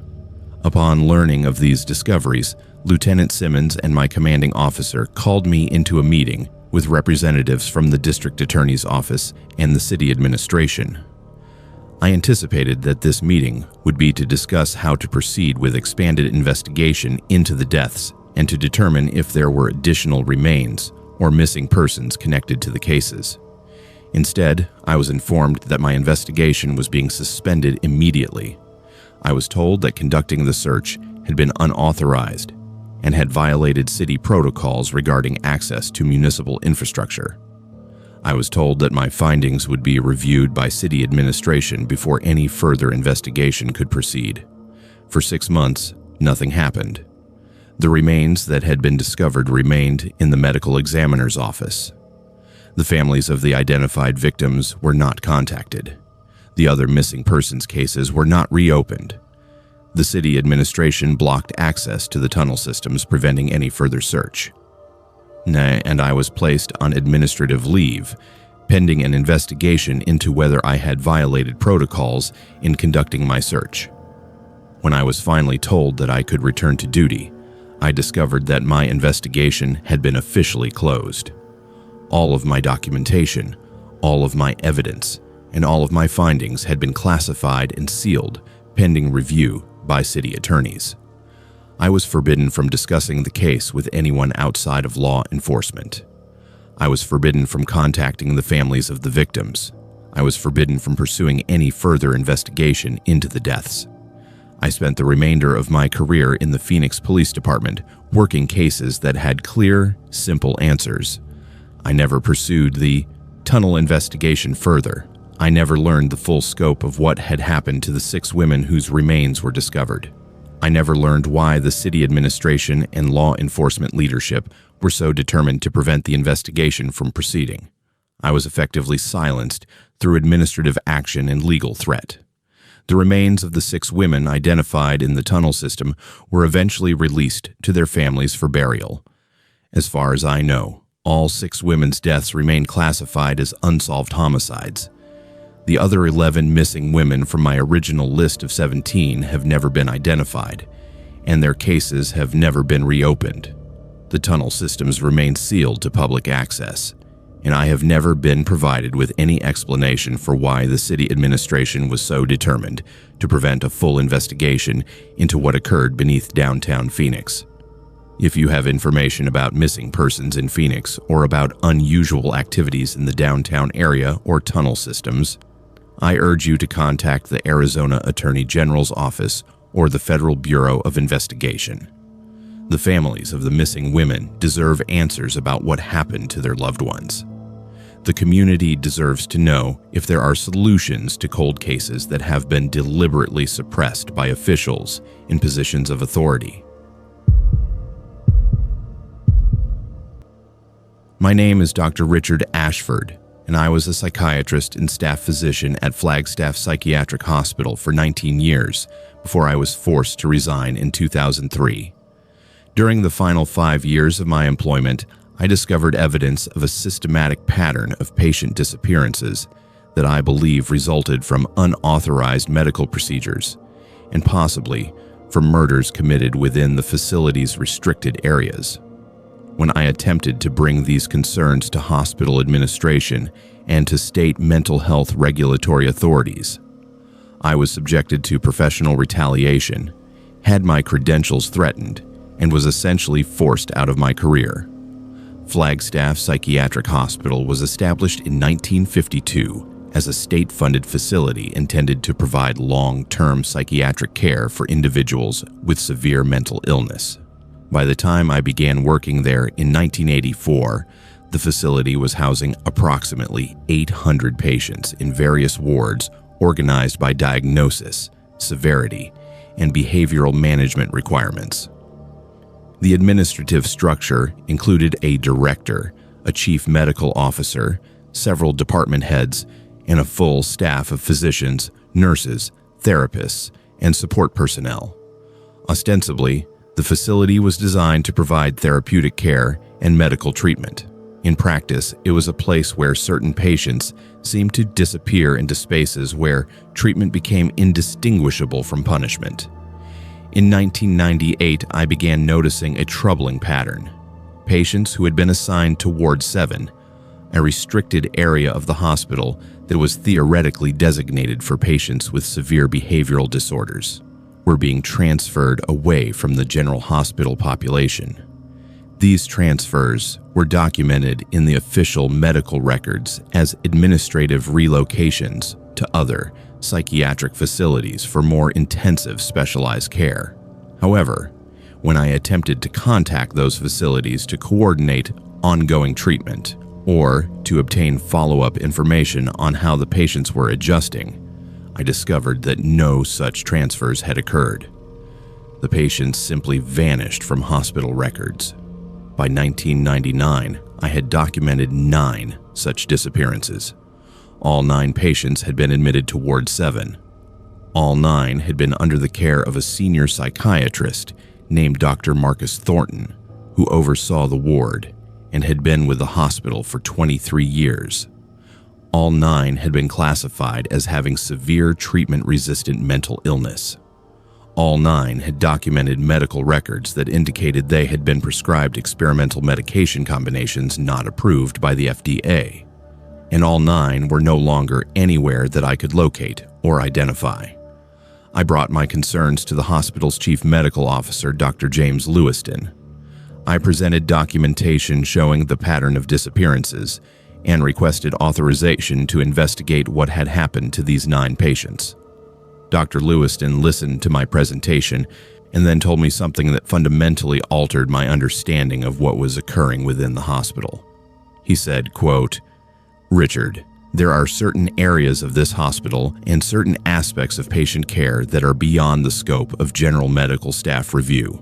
Ward 7 operates under special authorization from the state psychiatric administration. The patients in that ward are there because they require containment and supervision that standard psychiatric protocols cannot provide. I would strongly suggest that you stop asking questions about those patients and that you focus your attention on your own patients in the general wards." End quote. I did not stop asking questions. Instead, I took my documentation to the Arizona Department of Health Services, which was responsible for licensing and overseeing psychiatric facilities in the state. I filed a formal complaint outlining the disappearances and requesting that the state conduct an investigation into what had happened to the 9 missing patients.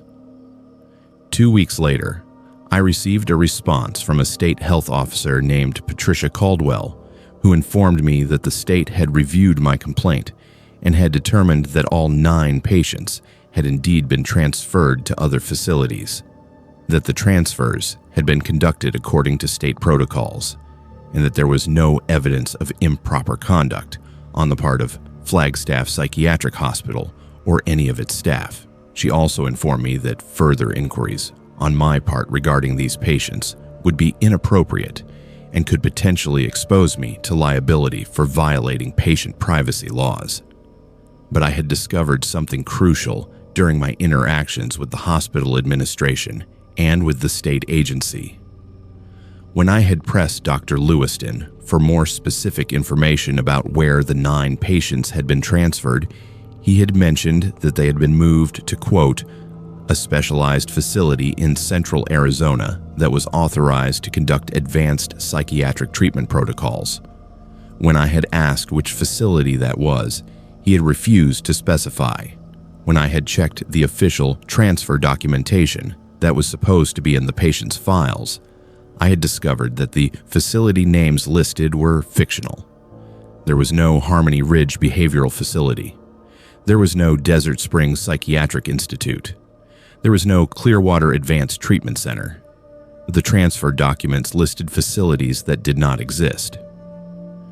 I began investigating quietly, outside of official channels. I made copies of all documentation related to the 9 missing patients. I interviewed nursing staff on Ward 7, asking them about their observations of the patient's care and their locations. What I learned was disturbing beyond measure. Nursing staff reported that patients on Ward 7 were taken to a separate area of the hospital for what was called, quote, "intensive therapeutic intervention." These interventions occurred in facilities within the hospital that were off limits to general staff. They were conducted by Dr. Marcus Thornton and by visiting physicians whose names were not recorded in any official staffing directory. One nursing assistant, a woman named Eleanor Sullivan, who had worked at the facility for 18 years, told me in confidence that she had observed patients being transported from Ward 7 in the middle of the night in a sedated state. She said they had been wheeled into an area of the basement that had been specially renovated and that was kept locked at all times. She said that when patients returned from those sessions, they were often significantly changed. Some were catatonic, some exhibited permanent behavioral changes, some had physical injuries that could not be readily explained. And then, after a variable period of time, they would be transferred and would simply cease to exist in any official record or documentation system. Eleanor also told me something that made my blood turn cold. She said that on several occasions, she had heard what sounded like screaming or loud vocalizations coming from the basement area. She said that these sounds occurred at irregular intervals and that she had reported them to nursing supervisors, only to be told that they were likely audio equipment being tested or building maintenance work. She said that she had been warned that if she continued to report such observations, she would be subject to disciplinary action for creating unnecessary disturbances and for violating confidentiality protocols. In 2001, I filed a report with the Arizona Medical Board requesting an investigation into the credentials and conduct of Dr. Marcus Thornton. I filed a separate report with the hospital's state licensing authority, requesting an investigation into Ward 7 and the facility's practices with regard to patients in that ward. I requested that the state conduct an unannounced inspection of the hospital's basement facilities and that an independent auditor review the hospital's patient records to account for all patients admitted over the previous 20 years. The response from both the medical board and the state licensing authority was swift and unified. I was informed that the complaints I had filed were considered frivolous and were being dismissed without investigation. I was informed that Dr. Thornton's credentials and conduct were beyond reproach, and that he had never been the subject of any complaints or concerns.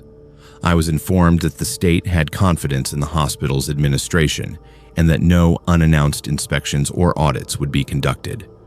I was also informed that I should cease filing complaints against hospital staff, as doing so repeatedly and without evidence could be considered harassment and could result in professional sanctions against myself. In 2002, Dr. Marcus Thornton was diagnosed with terminal cancer. He took a medical leave of absence and died 6 months. Later, his office was sealed and his files were removed by hospital administration. When I inquired about what was to happen with his patients and his research, I was told that his work would be archived according to hospital policy and would not be accessible to other medical staff.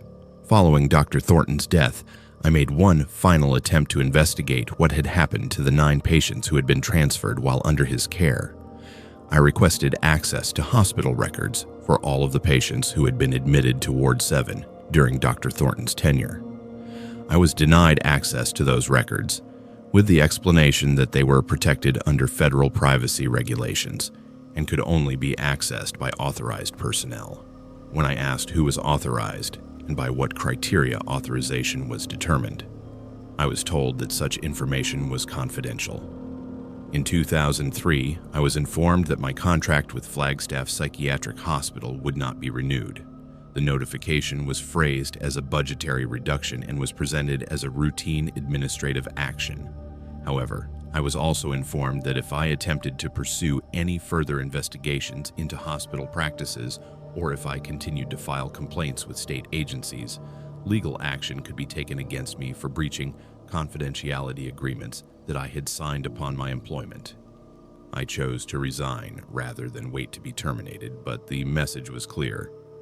My career as a practicing psychiatrist in Arizona was effectively over.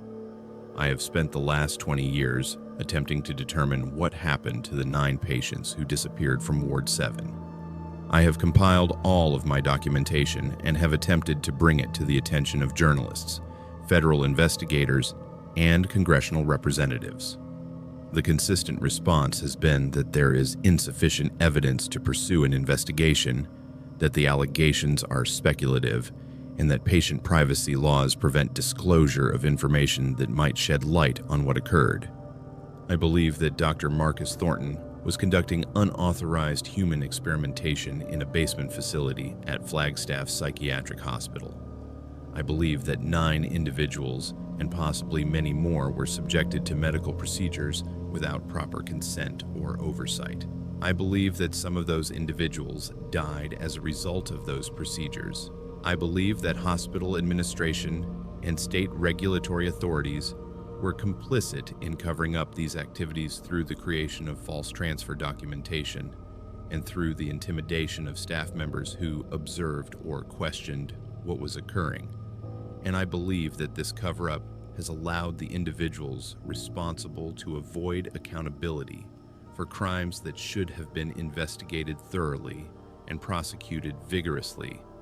If you have information about Flagstaff Psychiatric Hospital, about Ward 7, about Dr. Marcus Thornton, or about any missing patients, From that facility, I urge you to contact the Arizona Attorney General's office or the Federal Bureau of Investigation.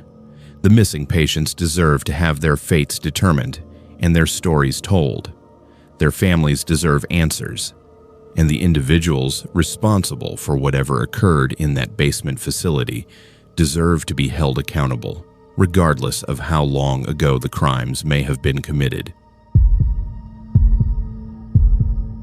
My name is Dr. Patricia Alvarez, and I was a forensic pathologist and senior medical examiner for the Maricopa County Medical Examiner's Office for 32 years before I retired in 2016. During the final 8 years of my career, I conducted a comprehensive review of approximately 370 autopsy cases that had been performed at Arizona Territorial Prison Complex over a 40-year period spanning from 1963 to 2003.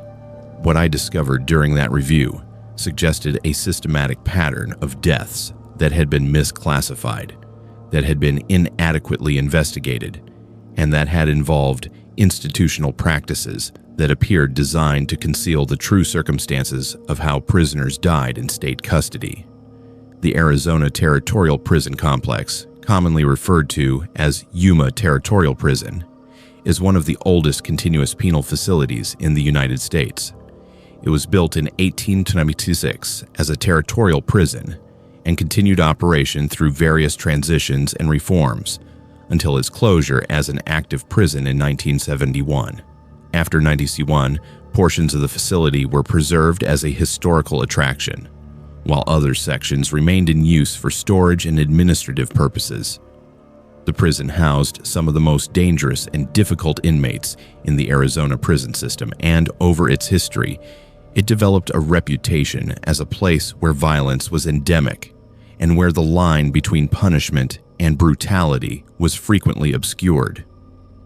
When I began my comprehensive autopsy review in 2008, my intention was to identify patterns in cause of death and to assess whether the autopsy practices used during that 40-year period had been consistent with contemporary forensic standards.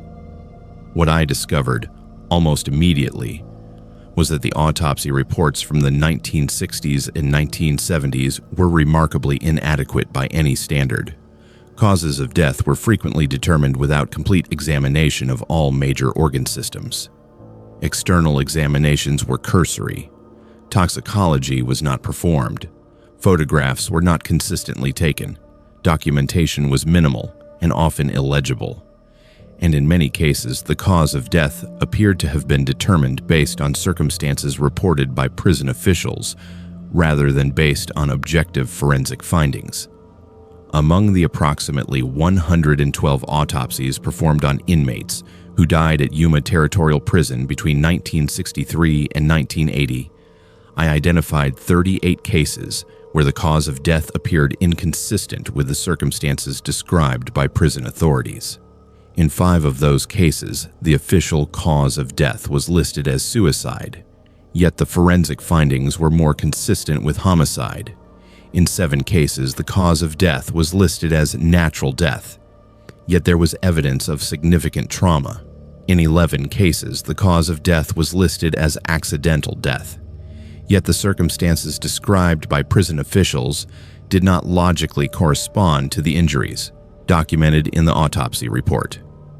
And in 15 cases, the cause of death was so poorly documented that no objective assessment could be made. I compiled this information into a comprehensive report and presented it to the Maricopa County Medical Examiner's Chief, Dr. Susan Richardson. I recommended that we open an investigation into the adequacy and accuracy of those autopsy reports. I recommended that we contact the Arizona Attorney General's office to determine whether any of those deaths warranted reopening as potential criminal investigations. I recommended that we reach out to the families of the deceased inmates to offer the possibility of conducting independent review and potentially obtaining compensation for systemic failures in investigation and determination of cause of death. Dr. Richardson's response was carefully calibrated and ultimately dismissive. She told me that the cases were too old to investigate meaningfully.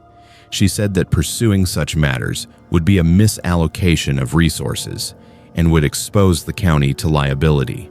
She said that the families of deceased inmates had decades to pursue complaints if they believed something improper had occurred. She said that revisiting old cases would reflect poorly on the county's current practices and might erode public confidence in our current work. She recommended that I archive my findings and move on to current cases. I did not accept that recommendation. I contacted journalists, civil rights organizations, and attorneys who specialized in prisoner rights cases. I provided them with redacted versions of my autopsy review and my findings regarding the inadequacy of the investigation into inmate deaths.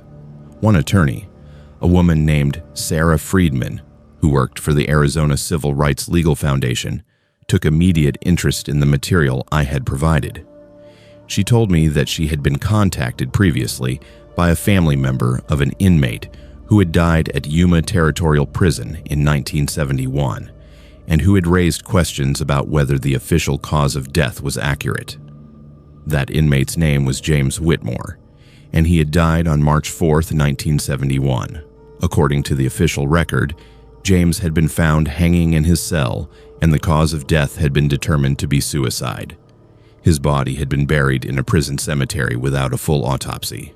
The inmate's sister, a woman named Sophie Whitmore, had never believed that James had died by suicide. She had filed a complaint with the state attorney general's office in 1972, but her complaint had been dismissed as lacking sufficient evidence to warrant investigation.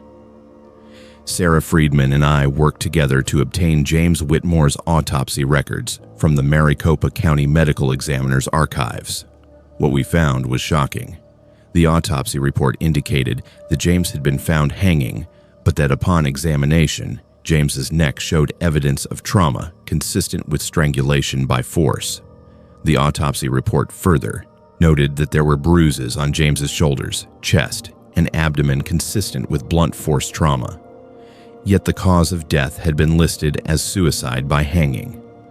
The report included a handwritten note by the medical examiner stating, quote, "Inmate found hanging in cell. Authorities report no suspicious circumstances. Cause of death classified as suicide." End quote. Sarah Friedman contacted Sophie Whitmore and asked if she would be willing to discuss her brother's death and her concerns about how his death had been investigated. Sophie agreed to meet with us. At our meeting, Sophie provided additional information that I had not seen in any official record. She told us that James had written her a letter just weeks before his death, indicating that he had been targeted by other inmates and by correctional officers. He had written that he was in danger and that he feared for his life.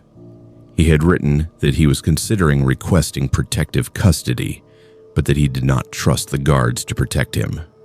Sophie had submitted this letter to the state attorney general's office in 1972, but it had not been included in any official investigation. With Sophie's permission, Sarah began pursuing illegal action against the state of Arizona, alleging that James Whitmore's death had been misclassified and that the inadequate investigation constituted denial of due process under the 14th Amendment. As part of that litigation, independent forensic pathologists reviewed James's autopsy report and the original autopsy photographs. All three independent pathologists concluded that the evidence of trauma was inconsistent with death by suicide and was consistent with death by homicide. The state's response to this litigation was legally aggressive and professionally defensive. They argued that James Whitmore's case was too old to prosecute. They argued that the statute of limitations for any potential criminal charges had long expired. They argued that civil liability should be barred because the state had sovereign immunity. They produced statements from corrections officers who had been present at the time of James's death, and those officers maintained that they had observed James hanging and that there had been no suspicious circumstances. During the discovery process, Sarah obtained internal corrections department files that I was never supposed to see. Those files included incident reports that had not been disclosed in the initial investigation. One report indicated that there had been a fight in the cell block the evening before James was found hanging. Another report indicated that James had been placed in disciplinary segregation following that fight. A third report suggested that James had been afraid of other inmates and had requested protective custody. Yet, none of these details had made their way into the official investigation of his death or into the autopsy report. The case went to trial in 2010. Despite the independent forensic pathologist's conclusions that James's death was inconsistent with suicide, the court ruled that there was insufficient evidence to overcome the state's claim of sovereign immunity and that the statute of limitations barred any criminal prosecution. Sophie Whitmore left the courtroom knowing that her brother's death would never be officially reclassified and that the people responsible for his death would never face accountability. But the larger pattern that Sarah and I had identified continued to haunt me. For every James Whitmore whose family pursued his case, there were dozens of other inmates who died in custody under questionable circumstances, but whose families either did not know to question the official cause of death or did not have the resources to pursue legal action. The systematic inadequacy of autopsy investigation, the insufficient documentation, the apparent collusion between correctional authorities and medical examiners in determining causes of death that were convenient to prison administration. All of this had persisted for decades and appeared to continue in various forms. I prepared a second comprehensive report documenting my findings regarding inmate deaths at Arizona Territorial Prison and my concerns about the institutional patterns I had identified. I submitted this report to the State Attorney General's office, to the Arizona Department of Corrections, and to the Maricopa County Board of Supervisors. The response from all three entities was similar. They acknowledged receipt of my findings, but indicated that no investigation would be opened and no action would be taken. When I retired in 2016, I provided all of my documentation to Sarah Friedman and to civil rights organizations that might be positioned to pursue ongoing investigation. I also provided information to a journalist who was interested in covering the story of systemic inadequacy in death investigation in the Arizona prison system. That journalist published an article in 2017 that detailed my findings and that highlighted the case of James Whitmore. The article generated significant media attention and resulted in calls for investigation. Yet the state institutions responsible for investigating these matters chose not to pursue those calls. Sophie Whitmore passed away in 2019 without ever knowing the true cause of her brother's death or seeing the people responsible held accountable.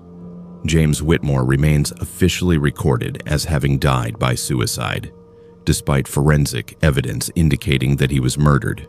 If you have information about inmate deaths in Arizona correctional facilities, about inadequate death investigations, or about circumstances surrounding the deaths of prisoners in state custody, I urge you to contact the Arizona Attorney General's office or the Federal Bureau of Investigation. The deceased inmates deserve to have their deaths investigated accurately.